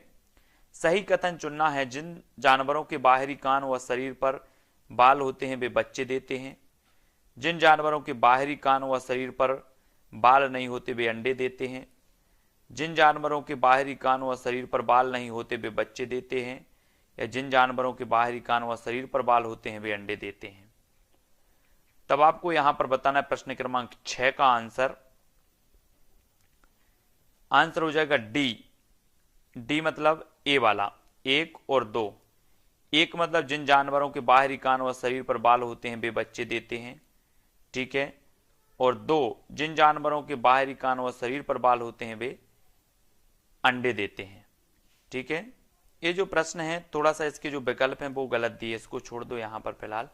नेक्स्ट देखो, रात में जागने वाले जानवर हर चीज को कौन से रंग में देखते हैं? हम पहले भी देख चुके हैं कि काला और सफेद, यानी कि जो बी नंबर है वो यहां पर सही हो जाएगा। ठीक है। देखते हैं नेक्स्ट क्वेश्चन। पक्षी अपनी गर्दन बहुत अधिक हिलाते हैं, इसका कारण क्या है? प्रश्न क्रमांक 8 का आंसर। इस प्रकार से भी क्वेश्चन अभी एक उस प्रकार से पूछा गया, तब इस प्रकार से पूछ लिया गया। तो पक्षियों की आंखें पुतली घूम नहीं सकती, इसलिए वी नंबर। निम्न में से जीवन प्रक्रियाओं का कौन सा युग्म पेड़ पौधों और जीव जंतुओं दोनों में मिलता है? तो दोनों में मिलता है तो कौन सा? वृद्धि और भोजन बनाना, प्रजनन और भोजन बनाना, पेड़ पौधों और जीव जंतुओं में। तो कौन सा मिलता है? वृद्धि और प्रजनन, है ना, डी नंबर। वृद्धि और प्रजनन ये जीव जंतुओं में मिलता है और पेड़ पौधों में भी, दोनों में मिलता है। तो डी नंबर यहां पर आपका बिल्कुल सही आंसर हो जाएगा। अगला जो क्वेश्चन है दोस्तों कि सजीवों को 5 जगतों में किसने विभाजित किया है? यहां पर हमारे सामने 4 विकल्प मौजूद हैं। Robert Hooke, Carolus Linnaeus, R H. Whittaker या फिर चार्ल्स डार्विन ने सजीवों को 5 जगतों में विभाजित करने वाले हैं तो कौन है? तब आपका बिल्कुल सही आंसर क्या हो जाएगा? सजीवों को 5 जगतों में विभाजित करने वाले जो हैं वो है आर.एच. व्हिटेकर, यानी कि जो सी नंबर है वो यहां पर बिल्कुल सही होगा। ठीक है। अगला देखो, जीवाणुओं का अध्ययन किस जगत में किया जाता है? जीवाणुओं का अध्ययन बताना है। पादप जगत में, प्रेटिस्टा जगत में, या फिर मोनेरा या फिर जंतु जगत में। किस जगत में किया जाता है? जीवाणुओं का अध्ययन किस जगत में किया जाता है? यहां पर हमने पढ़ा कि सजीवों को 5 जगतों में विभाजित किया गया है। अब ये 5 जगतों में से जीवाणुओं का अध्ययन किस जगत में किया गया है? तो यहां पर हमें बताना है और प्रश्न क्रमांक 2 का आपका बिल्कुल सही होगा, मोनेरा जगत में। ठीक है। जीवाणु विज्ञान के जनक कौन हैं? एंटोनी वॉन ल्यूवेनहॉक या फिर डीजे इवानोस्की या फिर रॉबर्ट ब्राउन या इनमें से कोई नहीं। तो जीवाणु विज्ञान के जो जनक माने जाते हैं वो कौन माने जाते हैं? प्रश्न क्रमांक 3 का जीवाणु विज्ञान के जनक, तब आपका राइट आंसर होगा कौन? Antony von Leeuwenhoek. ठीक है, ए नंबर आपका बिल्कुल सही हो जाएगा, ए नंबर का। निम्नलिखित में से किसके कारण दही जमती है? जीवाणु, प्रेटिस्टा, प्रश्न क्रमांक 4 का उत्तर बताना है, कवक या फिर विषाणु। तो जल्दी से बताएं, निम्नलिखित में से किसके कारण दही जमती है? तो प्रश्न क्रमांक 4 का जो अधिकांश लोगों ने उत्तर बताया है वो बताया है कि जीवाणु के कारण दही जमता है। ठीक है, जमता है ना। अगला क्वेश्चन देखो, निम्न में से जीवों में से कौन मुख्य रूप से गर्म एवं आर्द्र स्थान पर पाए जाते हैं? तो कौन से पाए जाते हैं? तब आपका राइट आंसर क्या होगा? मुख्य रूप से गर्म एवं आर्द्र स्थानों पर जो पाए जाते हैं वो कौन पाए जाते हैं? तो प्रश्न क्रमांक है अपना 5 और 5 का राइट आंसर होगा बी, कवक। ठीक है, बी नंबर। बेकरी उद्योग में प्रयोग किए जाने वाला कवक है तो कौन सा है? पेनासिलिन, मशरूम, खमीर या फिर ये सभी। बेकरी उद्योग में प्रयोग किए जाने वाला कवक कौन सा है? प्रश्न क्रमांक 6 का आंसर बताना है और राइट आंसर आपका होगा कौन सा? खमीर यानी कि ईस्ट। लाइकेन सहजीविता का उदाहरण है। इसमें दो जीव एवं एक जीव एक साथ रहते हैं एवं एक दूसरे को जो है क्या होते हैं? लाभ पहुंचाते हैं। ये दोनों जीव हैं, कौन है? जीवाणु और कवक, कवक और अमीबा, या फिर शैवाल और कवक, या फिर अमीबा और विषाणु। तो हमें उत्तर बताना है इस 4 विकल्पों में से। राइट आंसर आपका हो जाएगा प्रश्न क्रमांक 7 का वी, शैवाल और कवक। ठीक है, ये सहजीवी जीव कहलाते हैं, एक दूसरे को लाभ पहुंचाते हैं, और बी नंबर आपका बिल्कुल सही होगा। लाइकेन किस प्रकार के प्रदूषण के प्राकृतिक सूचक हैं? जल प्रदूषण, वायु प्रदूषण, ध्वनि प्रदूषण या सभी? लाइकेन किस प्रकार के प्रदूषण के प्राकृतिक सूचक माने जाते हैं? प्रश्न क्रमांक 8 के। 8 का उत्तर आपका हो जाएगा वायु प्रदूषण, यानी कि सी नंबर जो है वो बिल्कुल राइट आंसर होगा। पादप जगत के जनक हैं तो कौन है? अरस्तु हैं, थियोफ्रेस्टस हैं, चार्ल्स डार्विन या फिर लैमार्क।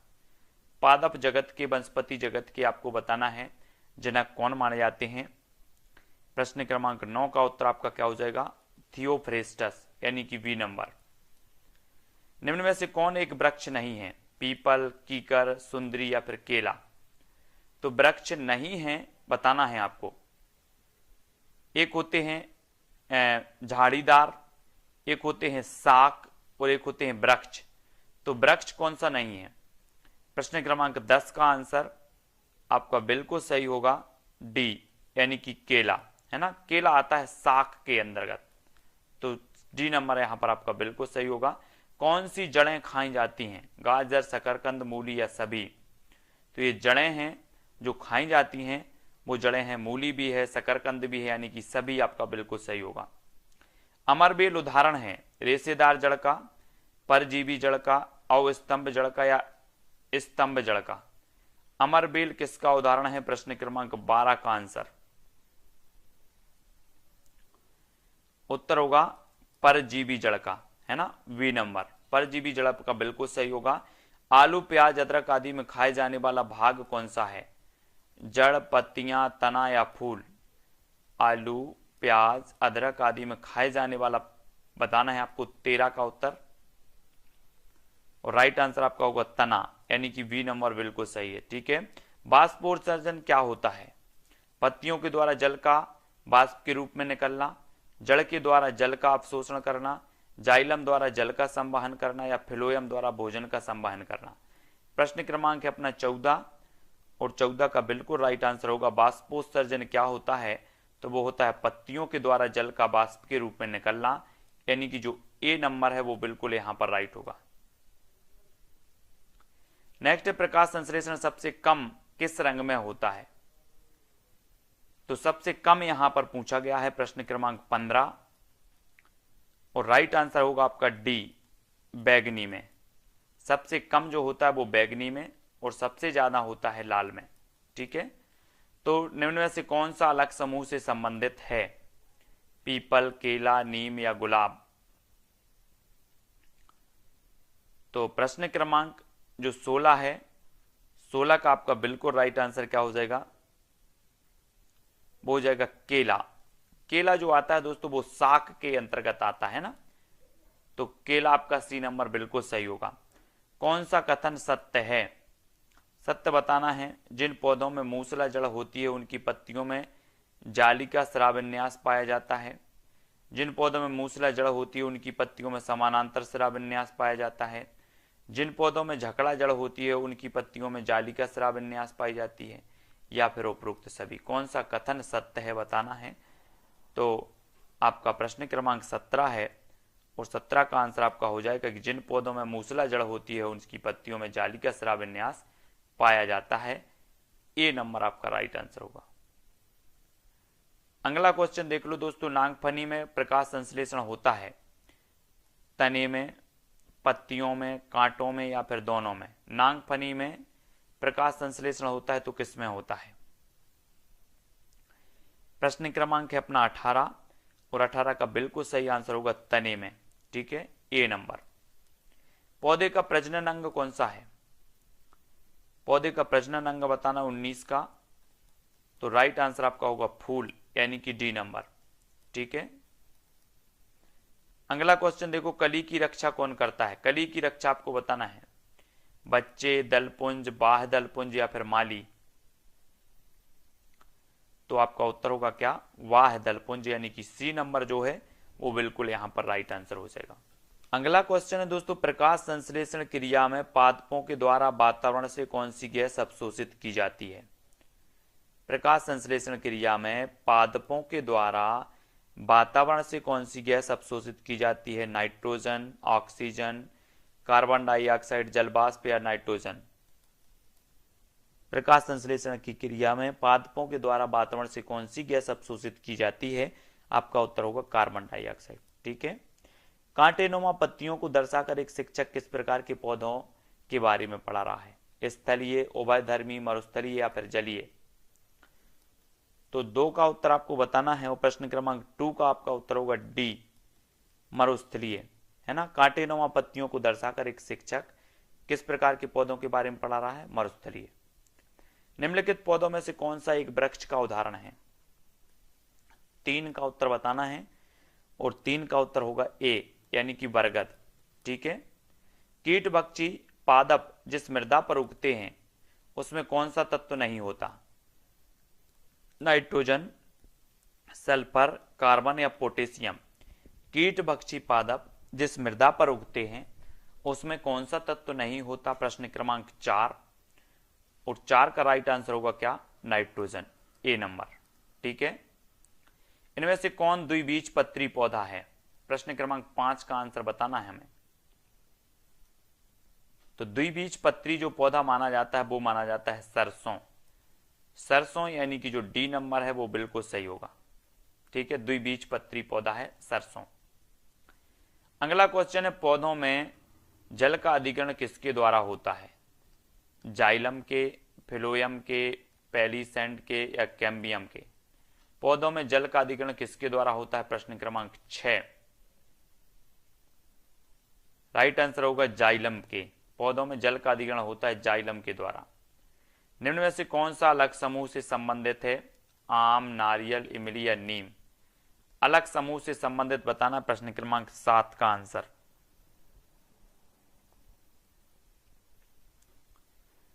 तो वो है कौन सा? नीम, यानी कि डी नंबर आपका यहां पर सही होगा। विज्ञान के एक शिक्षक को मैंग्रोव पादपों की तलाश हेतु विद्यार्थी को किस क्षेत्र में खोज के लिए प्रोत्साहित करना चाहिए? मरोदभिद क्षेत्र में, लवणोदभिद दलदल में, गर्म और आर्द्र क्षेत्र में या शीत क्षेत्र में? तो प्रश्न क्रमांक है अपना 8 और मैंग्रोव पादपों की तलाश हेतु विद्यार्थी को किस क्षेत्र में खोज करनी चाहिए?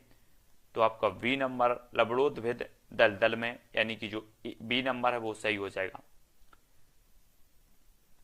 प्रक्रिया जिसके द्वारा पौधे प्रजनन करते हैं कहलाती है प्रकाश संश्लेषण, संघनन, परागण या फिर बाष्पीकरण। पौधे प्रजनन करते हैं वो प्रक्रिया कौन सी कहलाती है? प्रश्न क्रमांक 9 का उत्तर हमें यहां पर बताना है। तब आपका बिल्कुल राइट आंसर होगा परागण, डी नंबर।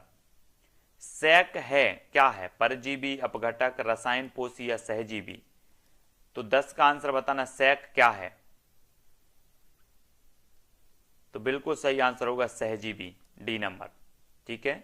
लौंग और केसर पौधे के किस भाग से प्राप्त होते हैं? जड़ से, फूल से, तना से या फल से? लौंग और केसर। तो 11 का आंसर जो हो जाएगा वो हो जाएगा फूल से। ठीक है। घटपर्णी पादपों, घटपर्णी या जिसे नीपेंथिस कहा जाता है, कीटभक्षी पौधे हैं ये, है ना। घटपर्णी नीपेंथिस पादपों का एक विशिष्ट प्रकार है जो चूहों, मेंढकों और कीड़ों मकोड़ों का शिकार करते हैं। इस पादप से एक विशेष गंध निकलती है जो इन जीवों को अपनी ओर आकर्षित करते हैं। हमारे देश में पादप कहाँ पाया जाता है ना? या ये कीट भक्षी पौधा है घटपर्णी, ये कहाँ पाया जाता है?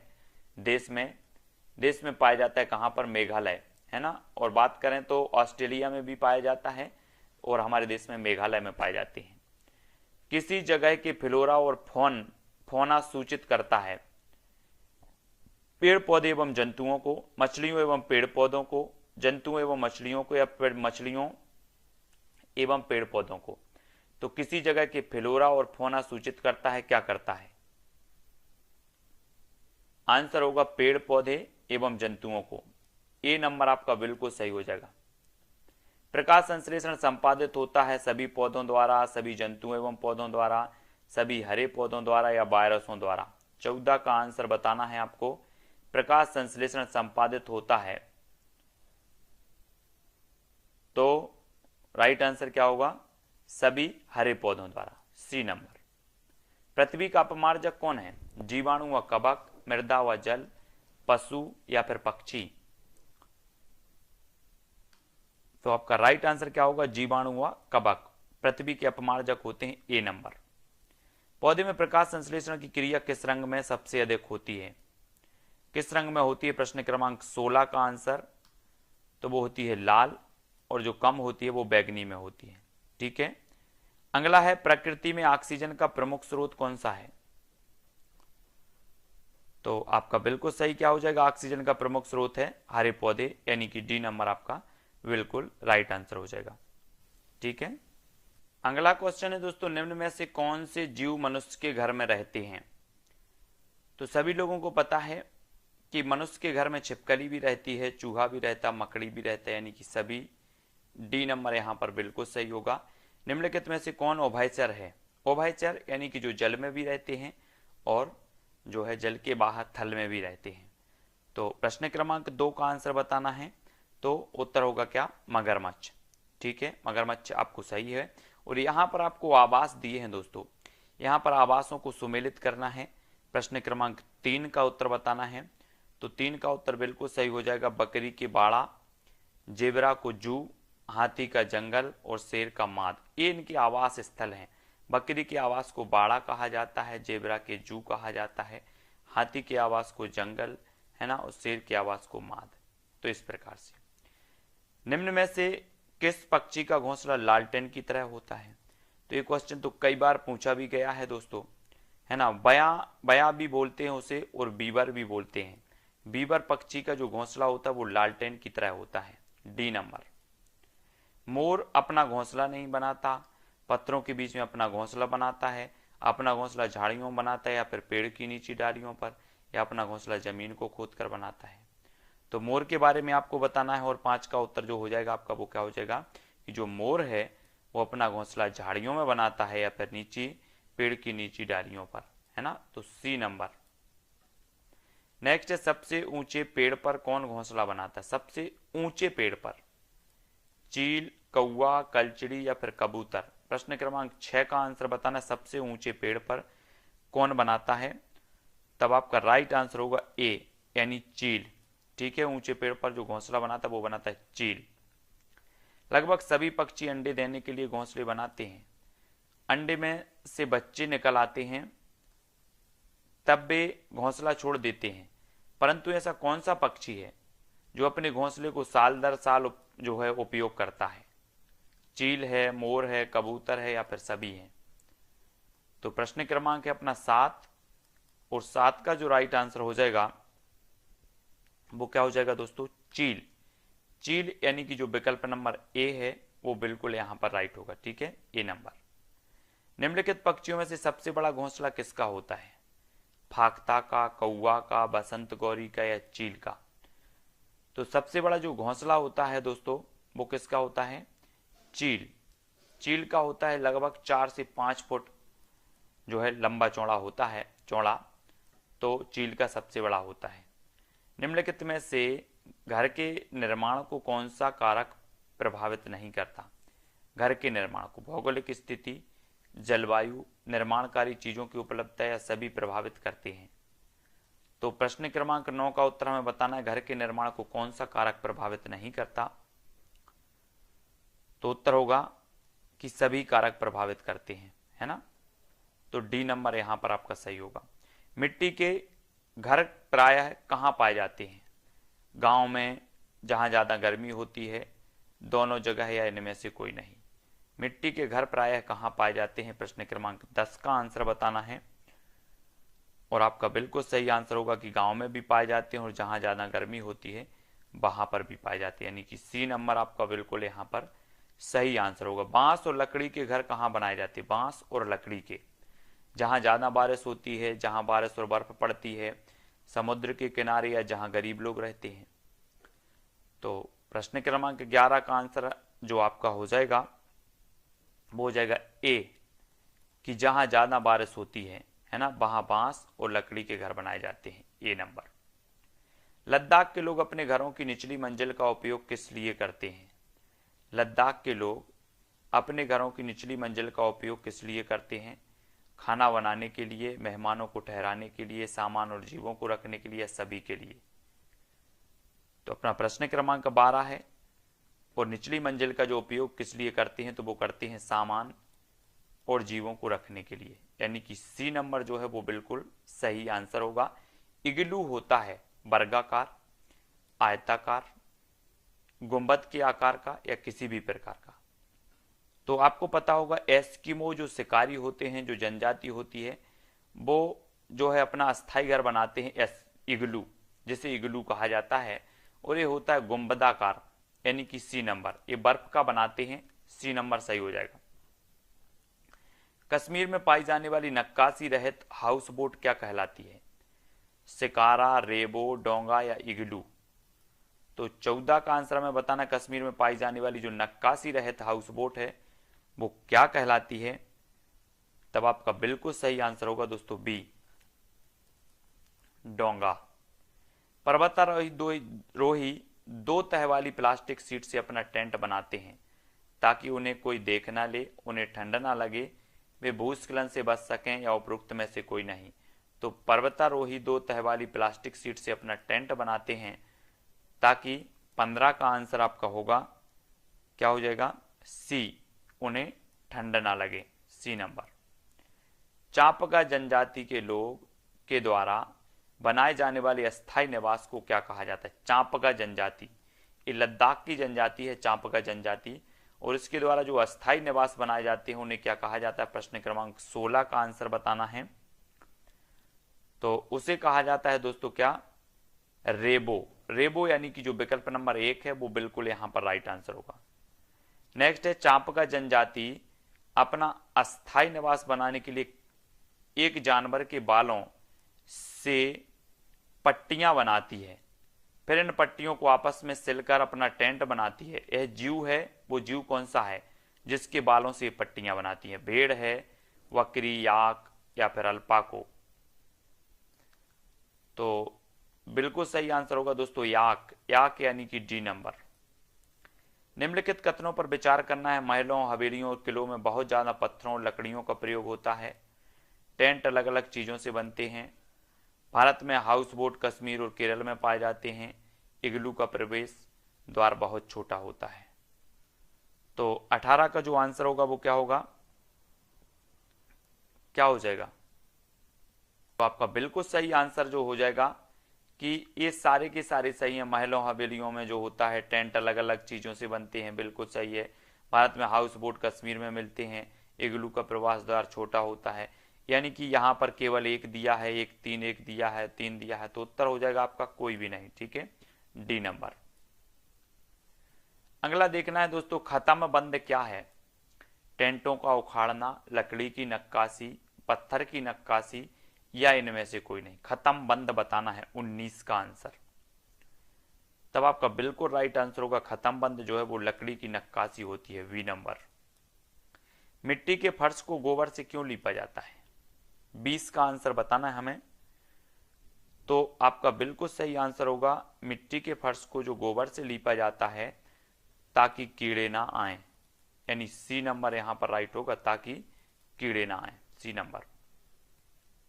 अगला क्वेश्चन है दोस्तों, कुत्ता मछली का आवास है तो क्या है? नदी है, तालाब है, झील है या फिर समुद्र है? एक क्वेश्चन पूछा गया कुत्ता मछली, तो कुत्ता मछली का जो आवास होता है वो समुद्र होता है, यानी कि जो डी नंबर है वो बिल्कुल यहां पर सही हो जाएगा। अगला क्वेश्चन है दोस्तों, कितने प्रकार के परिवार होते हैं?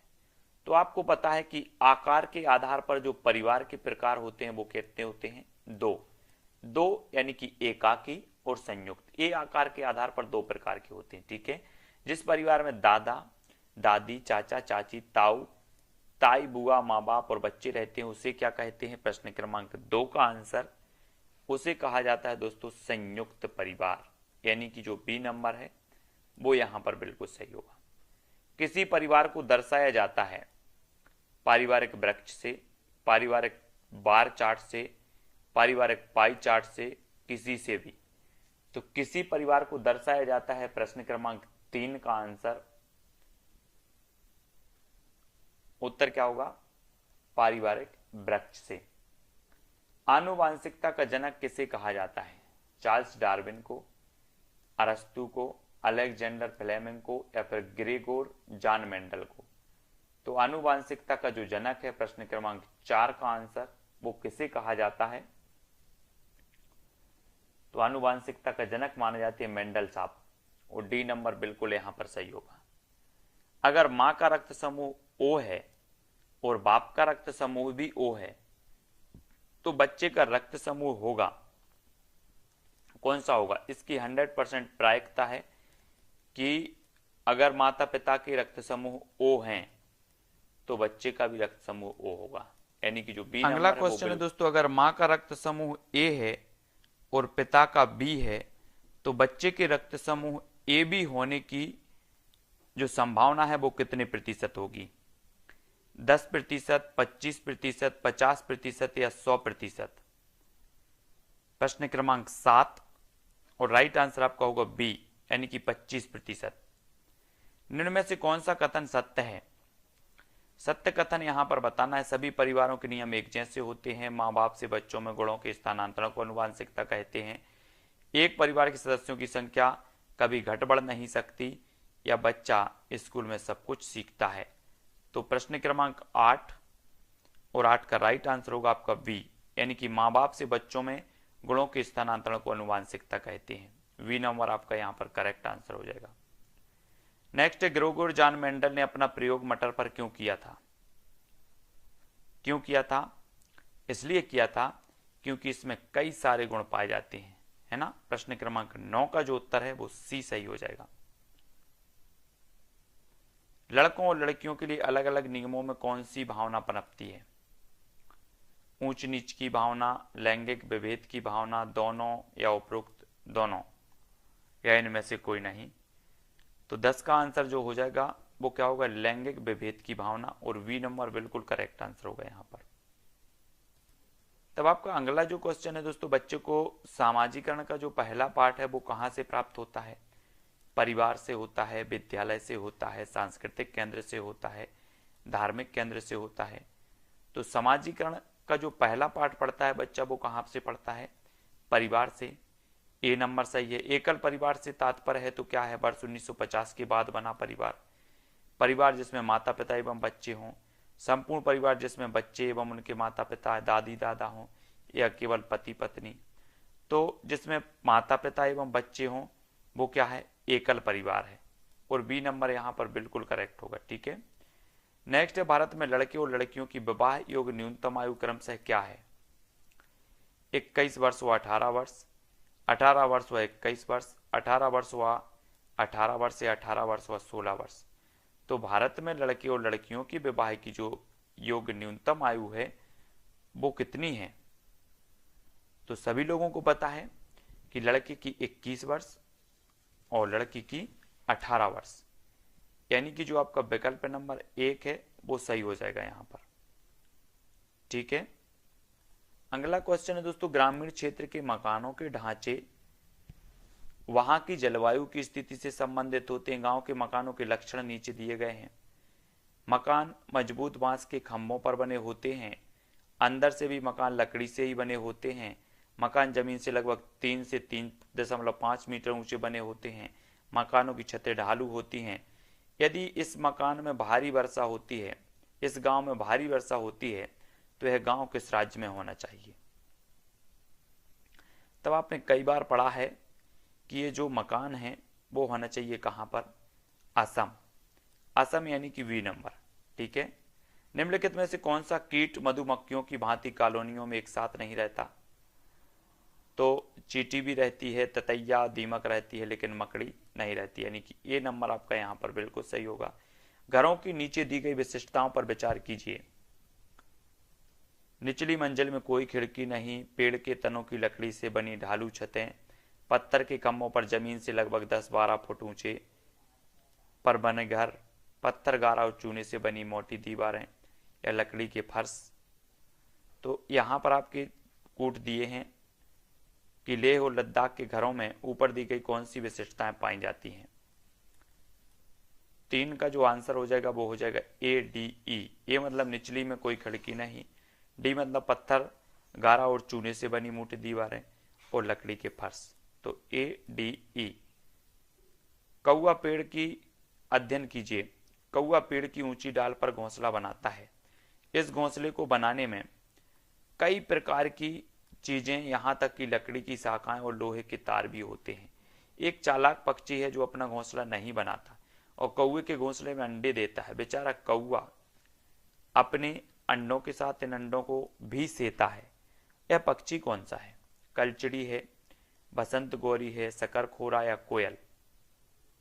तो ये पक्षी है दोस्तों कोयल, जो कौवे के घोंसले में अंडे देता है, और जो कौवा है वो इसको सेता है अंडे को, है ना। तो कोयल बिल्कुल सही आंसर होगा। एस्किमो अपने घर इग्लू का निर्माण बर्फ से करते हैं। इसका क्या कारण है। बर्फ ठंडी हवा और पानी को अंदर नहीं आने देता, या फिर बर्फ की दीवारों के बीच मौजूद हवा अंदर की गर्मी को बाहर जाने से रोकती है, या बर्फ मुक्त में मिलती है, अन्य सामग्री की कीमत अधिक होगी, या ध्रुवीय क्षेत्रों में केवल बर्फ ही उपलब्ध है।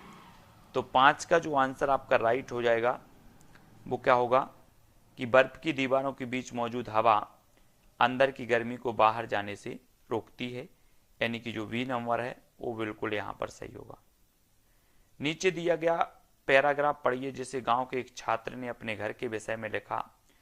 उसने लिखा कि मैं गांव से आया हूं, हमारे गांव में अत्यधिक वर्षा होती है, इसलिए हमारे घर धरती से लगभग 10 से 12 फुट या फिर 3 से 3.5 मीटर ऊंचे बने होते हैं। इन्हें मजबूत बांस के खंभों पर बनाया जाता है। ये घर अंदर से भी लकड़ी के बने होते हैं। यह गांव होना चाहिए तमिलनाडु में, आंध्र प्रदेश, उत्तराखंड में, या असम में। कहाँ होनी चाहिए। तो प्रश्न क्रमांक है अपना 6 और उत्तर आपका हो जाएगा डी, असम में। कोई पक्षी पेड़ की ऊंची डाल पर घोंसला बनाता है। पक्षी हो सकता है पेड़ की ऊंची डाल पर। वो पक्षी कौन सा है। ऊंचे पेड़ पर जो बनाता है वो चील बनाता है, लेकिन ऊंची डाल पर जो बनाता है वो बनाता है कौवा, सी नंबर। निम्नलिखित में से लेह और लद्दाख के मकानों की विशिष्टताएं चुनिए। लेह और लद्दाख, पेड़ के तनों के बनी लकड़ी की ढालू छतें, निचली मंजिल में कोई खिड़की नहीं, पत्थर, मिट्टी और चूने से बनी मोटी दीवारें, लकड़ी के फर्श। तो 8 का उत्तर जो हो जाएगा वो हो जाएगा B C D, V C O D, है ना। तो ये आपके बिल्कुल सही आंसर होगा। ग्रामीण क्षेत्रों में गाय के गोबर से झोपड़ी की दीवारों और फर्श को लीपा जाता है, उन्हें कीड़ों को दूर रखने के लिए, है ना। डी नंबर सही होगा। एक पुरुष जिसका रक्त समूह ओ है, एक ए रक्त समूह वाली स्त्री से शादी करता है, पहले बच्चे की रक्त समूह ओ होने की संभावना है तो कितनी है? 10 का आंसर बताना है। राइट आंसर क्या होगा? 50%, यानी कि जो ए नंबर है वो बिल्कुल सही होगा, ये नंबर। ठीक है। अगला क्वेश्चन है दोस्तों, निम्न में से अलग है तो क्या अलग है? चील, शेर, गिद्ध या छिपकली? तब आपका बिल्कुल सही आंसर क्या हो जाएगा? सभी लोग बताएंगे। उत्तर होगा विकल्प नंबर बी, यानी कि गिद्ध। इन चारों से अलग है गिद्ध, ठीक है, क्योंकि ये अपना शिकार करते हैं जिंदा, है ना, जिंदा पकड़ते हैं अपने शिकार को, लेकिन जो गिद्ध है वो मरे हुए को खाता है। ठीक है, बी नंबर। गाय के आगे के दांत छोटे क्यों होते हैं? ताकि वह घास भूसा सुरख सके, ताकि वह घास भूसा चबा सके। तो प्रश्न क्रमांक 2 का आंसर आपका बिल्कुल सही होगा, ए, ताकि वह घास भूसा सुरख सके। ए नंबर आपका बिल्कुल सही हो जाएगा। सांप अपने शिकार को कैसे खाता है? चीरकर, फाड़कर, काटकर या फिर निगलकर? तो प्रश्न क्रमांक 3 का आपका राइट जो आंसर होगा वो होगा सी, यानी कि निगलकर। ठीक है, सांप अपने शिकार को खाता है निगलकर। निम्न में से कौन सा एक खाया जाने वाला फूल है? तो खाया जाने वाला जो फूल है दोस्तों वो है ब्रोकली, यानी कि जो डी नंबर है वो यहां पर राइट आंसर होगा, ब्रोकली। टमाटर है एक, टमाटर क्या है? तो सभी लोगों को पता है कि टमाटर तो एक फल है, बी नंबर। निम्न में से कौन सा कथन सत्य है? प्याज का तना और पत्ते खाए जाते हैं, गिलहरी सर्वाहारी होती है, गिद्ध सिर्फ मरे हुए जीवों को खाता है, उपरोक्त सभी। तो प्रश्न क्रमांक 6 का आंसर बताना है और राइट आंसर आपका होगा डी, यानी कि ये सारे के सारे कथन सत्य हैं। शकरकंद कैसा खाया जाता है? भूनकर और उबालकर, है ना, यानी कि जो विकल्प नंबर आपका डी है वो बिल्कुल सही होगा। मिड डे मील की शुरुआत कब हुई? तो दोस्तों मिड डे मील की आपको पता होगा 1995 में शुरुआत हुई थी, लेकिन इस सीमित क्षेत्र में हुई थी, और पूरे भारत में जो शुरुआत हुई है मिड डे मील की वो 2004 में हुई है। ठीक है, मिड डे मील की 2004 में, और शुरुआत जो हुई है वो 1995 में सीमित क्षेत्र में हुई थी। ठीक है, तो मिड डे मील में बच्चों से खाना बनवाया जाता है, बच्चों से खाने की सामग्रियां मंगवाई जाती हैं, अध्यापक गण खाना पकाते हैं, ये कुछ भी नहीं होता, यानी कि जो विकल्प नंबर आपका डी है वो सही होगा। यहाँ पर हमारे भोजन में कितने पोषक तत्व होते हैं होने चाहिए? तो वो होने चाहिए 6 पोषक तत्व, यानी कि बी नंबर आपका बिल्कुल सही है। मनुष्य के शरीर के लिए ऊर्जा का प्रमुख स्रोत क्या है? शरीर के लिए बताना है आपको। तो प्रश्न क्रमांक है आपका 11, और 11 का आपका बिल्कुल सही आंसर होगा कार्बोहाइड्रेट। शरीर के लिए ऊर्जा का प्रमुख स्रोत होता है कार्बोहाइड्रेट। ठीक है, निम्न से किसको शरीर वर्धक भोजन कहा जाता है? कार्बोहाइड्रेट को, विटामिन को, प्रोटीन या फिर वसा को? तो किसको शरीर वर्धक भोजन कहा जाता है? प्रश्न क्रमांक 12 का आंसर तो वो कहा जाता है बी, यानी प्रोटीन को। निम्नलिखित कार्यों पर विचार कीजिए। इस पोषक तत्व से हमें ऊर्जा मिलती है, यह हमारे शरीर के अंगों को बाहरी झटकों से बचाता है। उपरोक्त कार्य निम्न में से किस पोषक तत्व से संबंधित है? प्रश्न क्रमांक 13 का आंसर राइट आंसर क्या हो जाएगा? वसा। वसा यानी कि 1 नंबर। नेक्स्ट है दोस्तों, निम्नलिखित में से कौन सा पोषक तत्व हमें कोई पोषक प्रदान नहीं करता, किंतु फिर भी वह हमारे संतुलित आहार का अहम हिस्सा है? तो 14 का आंसर बताना है, और 14 का बिल्कुल सही आंसर होगा बी, यानी कि रूक्षांश, वी नंबर। ठीक है, जल के कार्यों पर विचार कीजिए। जल हमारे शरीर, इस क्वेश्चन को छोड़ के अगला देखो। चटनी भोज बनाना जैम बनाना, अचार बनाना प्रक्रियाएं संबंधित हैं, तो किससे संबंधित है? प्रश्न क्रमांक 16 का आंसर होगा दोस्तों क्या? भोजन के संरक्षण से, ए नंबर। कितने तापमान पर दूध का पाश्चुरीकरण होता है ना? पैकेट वाला आप दूध देखते होंगे, पैकेट वाला वो पाश्चुरीकरण करके ही आता है, और दूध का पाश्चुरीकरण जो होता है प्रश्न क्रमांक 17 का आंसर हो जाएगा सी, दोनों पर 62.8 अंश और 71.7 अंश सेंटीग्रेड पर, है ना? किस क्षेत्र के लोग मछली और चावल ज्यादा खाते हैं? तो किस क्षेत्र के खाते हैं? प्रश्न क्रमांक 18 का आंसर राइट होगा सी, तटीय क्षेत्र के, सी नंबर। निम्न को सुमेलित करना है दोस्तों, व्यंजन है और व्यंजन आपको बताना है। यहाँ पर 19 का आंसर कौन सा व्यंजन किस राज्य से संबंधित है? तो आपका बिल्कुल सही होगा ए, यानी कि असोम का है मसूर टेंगा, गुजरात का खांडवी, नागालैंड का मोमोज और मेघालय का तुंगतप, है ना? नेक्स्ट देखो, किस राज्य में टेपियोका खाया जाता है? बिहार में, त्रिपुरा में, जम्मू और कश्मीर में या फिर केरल में? तो किस राज्य में टेपियोका खाया जाता है? प्रश्न क्रमांक 20 का आंसर। तब आपका बिल्कुल सही आंसर होगा केरल। किस राज्य में टेपियोका खाया जाता है? तो केरल में खाया जाता है। मध्य प्रदेश का प्रसिद्ध व्यंजन कौन सा है? मडुआ रोटी, भुट्टे की खीर, बेरमा या फिर छेना पोड़ा? तो आपका जो 21 का आंसर हो जाएगा वो हो जाएगा भुट्टे की खीर, यानी कि विकल्प नंबर बी। निम्न में से जीवाणु जनित रोग कौन सा है? जीवाणु जनित बताना, प्रश्न क्रमांक 22 का आंसर। तो कोड़ भी है, तपेदिक भी और निमोनिया, यानी कि सभी आपका डी नंबर सही हो जाएगा। किन बीमारियों के लिए डीपीटी का टीका दिया जाता है? 23 का आंसर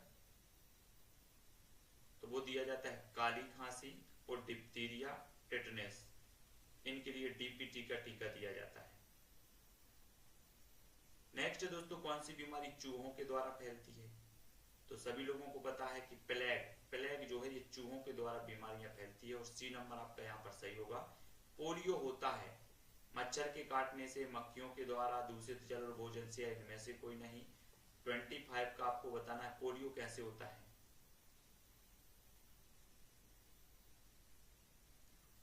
उत्तर होगा दूषित जल और भोजन से, है ना? यह रोग मक्खियों के द्वारा फैलता है। इस रोग में पतले दस्त होते हैं और खून भी आता है।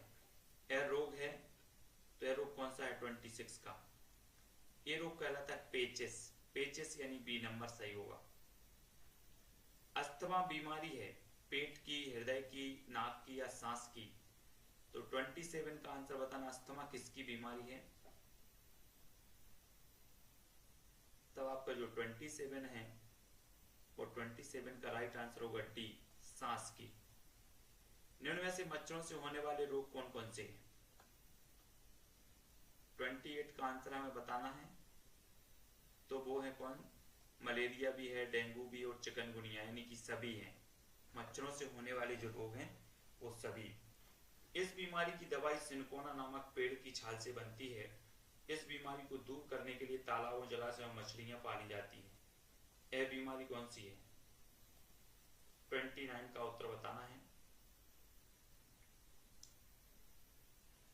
और आपका जो उत्तर हो जाएगा वो हो जाएगा मलेरिया, वी नंबर। भारत में निम्न में से कौन सी बीमारी दूर हो चुकी है?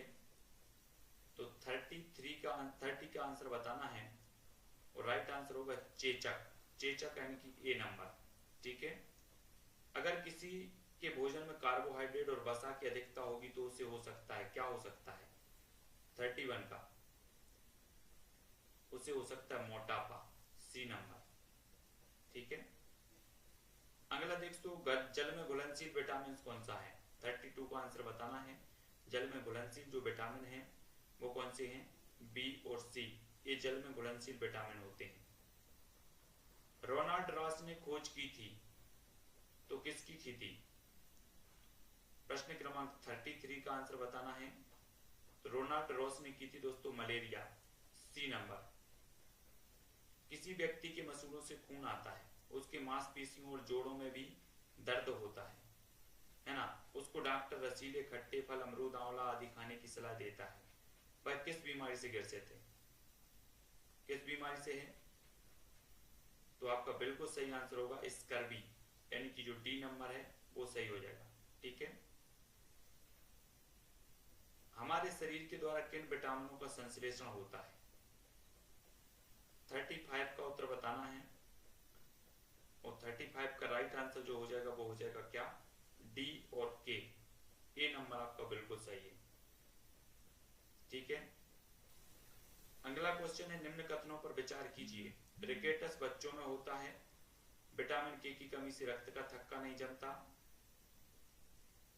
या फिर पीलिया, पोलियो, आंत्रज्वर मक्खियों से फैलते हैं, या दूध, अंडा, मछली, पपीता, आंवला आदि से हमें विटामिन ए मिलता है।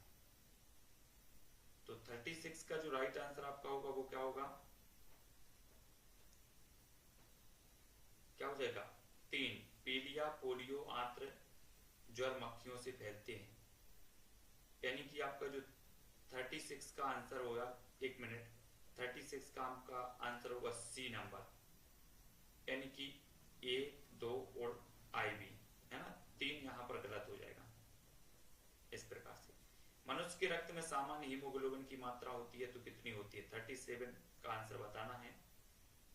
ये 4 विकल्प है।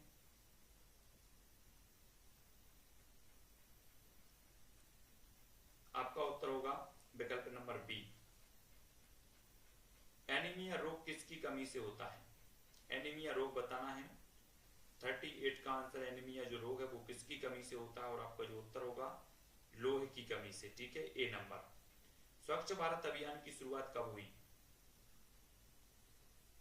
तो जल्दी से बताएं, स्वच्छ भारत अभियान 39 का आंसर।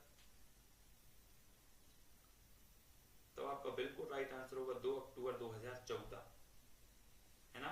गांधी जी की 150वीं जयंती के अवसर पर 2 अक्टूबर 2014, बी नंबर। निम्न में से कौन सा पहला राज्य है जिसने सबसे पहले पॉलीथीन और प्लास्टिक की थैलियों के प्रयोग पर पूर्ण प्रतिबंध लगाया था? वो राज्य कौन सा है? प्रश्न क्रमांक 40 का उत्तर बताना है। तो आपका सही उत्तर हो जाएगा दोस्तों, हिमाचल प्रदेश ने सर्वप्रथम पॉलीथीन और प्लास्टिक की थैलियों पर पूर्ण प्रतिबंध लगाया, और ए नंबर आपका यहाँ पर बिल्कुल करेक्ट आंसर होगा। ठीक है, ए नंबर।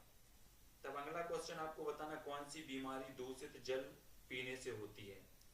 प्रश्न क्रमांक 1 का आंसर क्या होगा? टाइफाइड, यानी बी नंबर। ठीक है। इनमें से कौन स्वस्थ अस्थियों, हड्डियों के लिए आवश्यक है? कौन है? प्रश्न क्रमांक 2 का उत्तर बताना है, और 2 का जो उत्तर आपका हो जाएगा वो हो जाएगा क्या? कैल्शियम एवं विटामिन डी, है ना। डी आपका सही है। विटामिन सी की कमी से होने वाली जो बीमारी का नाम है वो क्या है? विटामिन सी की कमी से। प्रश्न क्रमांक 3 का आंसर, विटामिन सी की कमी से होने वाली बीमारी का जो नाम है वो है स्कर्वी। स्कर्वी यानी कि ए नंबर। इनमें से कौन सा अलग समूह से संबंधित है? स्कर्वी, रतौंधी, रिकेटस या रेबीज? प्रश्न क्रमांक 4 का उत्तर बताना है। अलग समूह से जो संबंधित है वो है रेबीज, यानी कि डी नंबर आपका बिल्कुल सही होगा यहाँ पर। यदि एक अध्यापक आलू, चावल, ब्रेड और शक्कर के उदाहरणों का सहारा लेता है तो वह क्या पढ़ना चाहता है? प्रश्न क्रमांक 5 का उत्तर बताना है। उत्तर आपका हो जाएगा, क्या पढ़ना चाहता है? विटामिन, प्रोटीन्स, कार्बोहाइड्रेट या खनिज लवण? तब आपका बिल्कुल सही आंसर होगा क्या? Carbohydrate, B number. अगला क्वेश्चन दोस्तों, कोनेन नामक दवाई प्राप्त होती है तो किससे प्राप्त होती है? सिनकोना के पौधे से। सी नंबर सही हो जाएगा। ठीक है। किस विटामिन की कमी से रक्त का थक्का नहीं जमता? प्रश्न क्रमांक 7 का उत्तर हमें बताना है, और आपने बता दिया है विटामिन के की कमी से। दूध का पाश्चुरीकरण कैसे किया जाता है? प्रश्न क्रमांक 8 का उत्तर बताना है।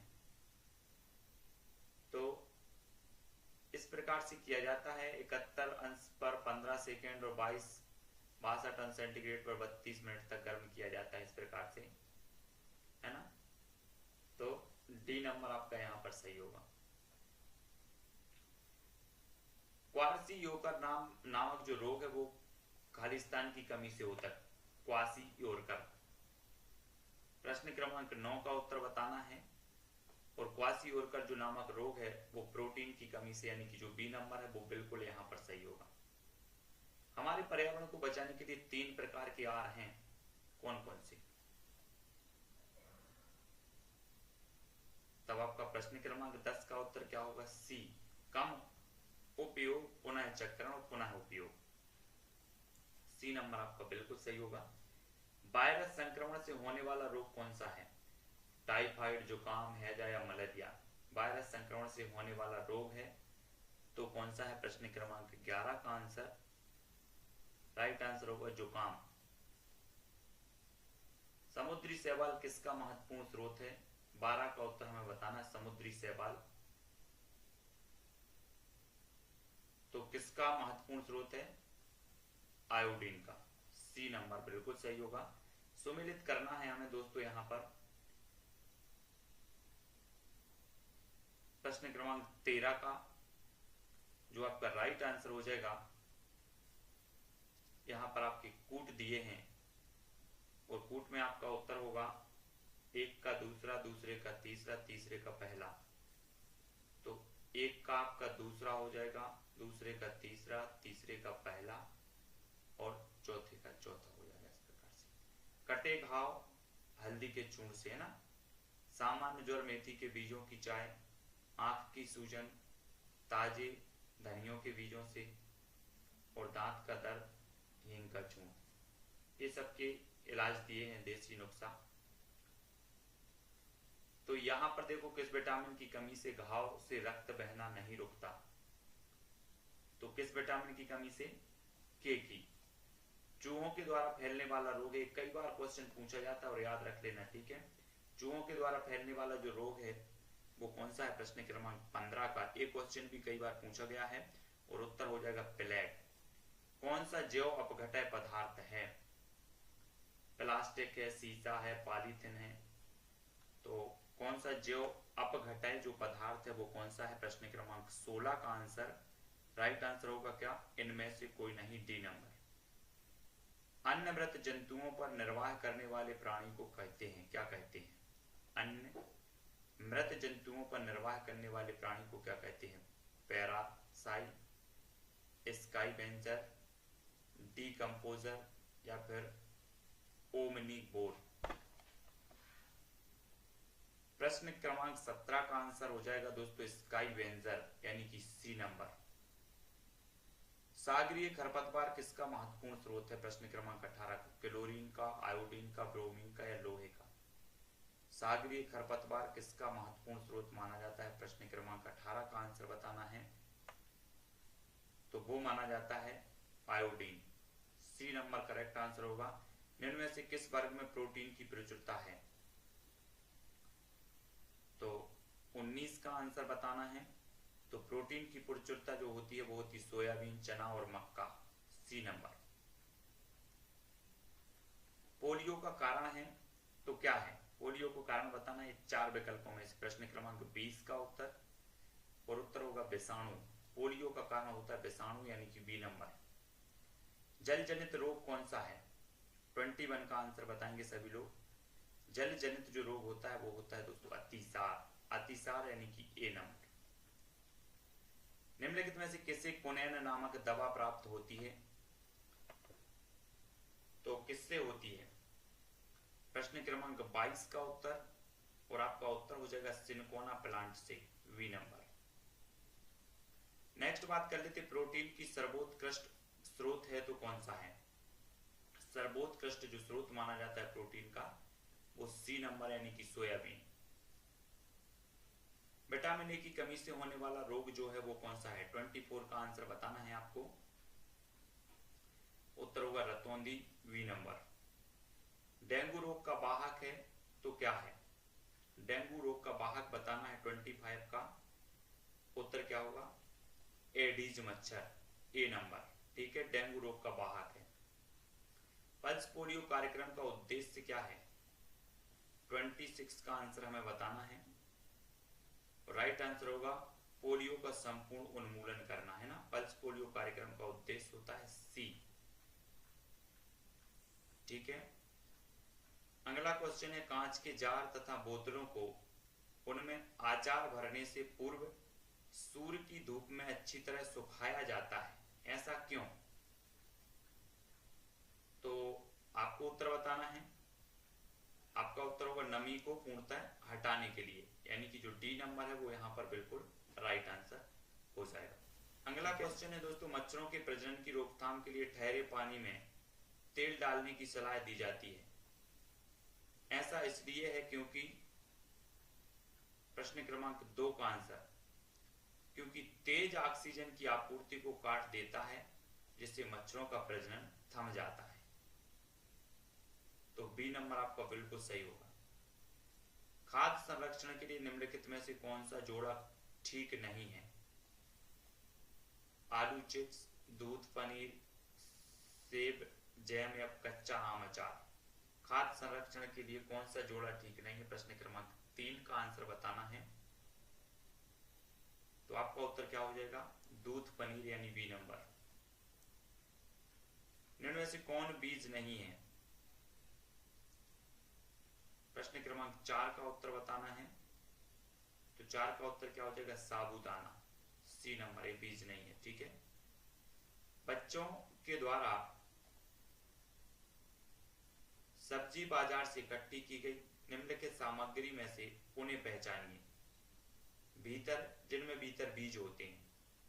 आलू, टमाटर, नाशपाती, चीकू, भिंडी, करेला, प्याज, खीरा, या फिर टमाटर, नाशपाती और चीकू। तो यहां पर आपको पहचानना है जिनमें बीज होते हैं। जिनमें बीज होते हैं वो क्या हो जाएगा?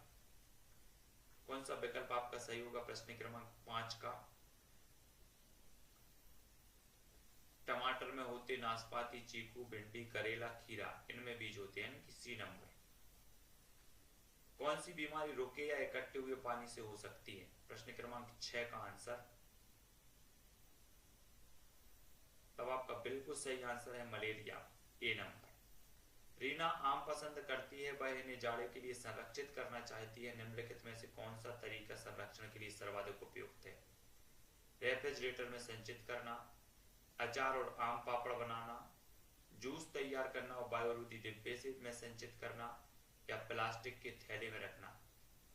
प्रश्न क्रमांक 7 का आंसर हमें बताना है। तब आपका बिल्कुल सही आंसर होगा अचार और आम पापड़ बनाना। ठीक है, वी नंबर। निम्नलिखित में से हमारे देश के किस राज्य के अधिकतर लोग नारियल के तेल में पकी हुई समुद्री मछली खाना पसंद करते हैं? प्रश्न क्रमांक 8 का आंसर, उत्तर क्या हो जाएगा? Goa, C number. इस पौधे में पत्तियां जिन्हें सब्जी की तरह प्रयोग में लाया जाता है, इसके बीजों से तेल प्राप्त किया जाता है, यह पौधा कौन सा है? 9 का उत्तर। उत्तर हो जाएगा आपका क्या? ए नंबर, सरसों, है ना। इनमें से कौन सा मच्छरों से होने वाले फैलने वाले रोगों का समुच्चय है? तो कौन से रोग हैं जो मच्छरों से फैलते हैं? तब आपका बिल्कुल सही आंसर होगा चिकनगुनिया, डेंगू और मलेरिया। निम्न समूह में से उस समूह को चुनिए जिसमें खाना पकाने के तरीके दिए हैं। तो तरीके चुनकर बताएं। प्रश्न क्रमांक 11 का। तो आंसर होगा सेंक कर, तलकर और भूनकर, यानी बी नंबर आपका बिल्कुल सही होगा।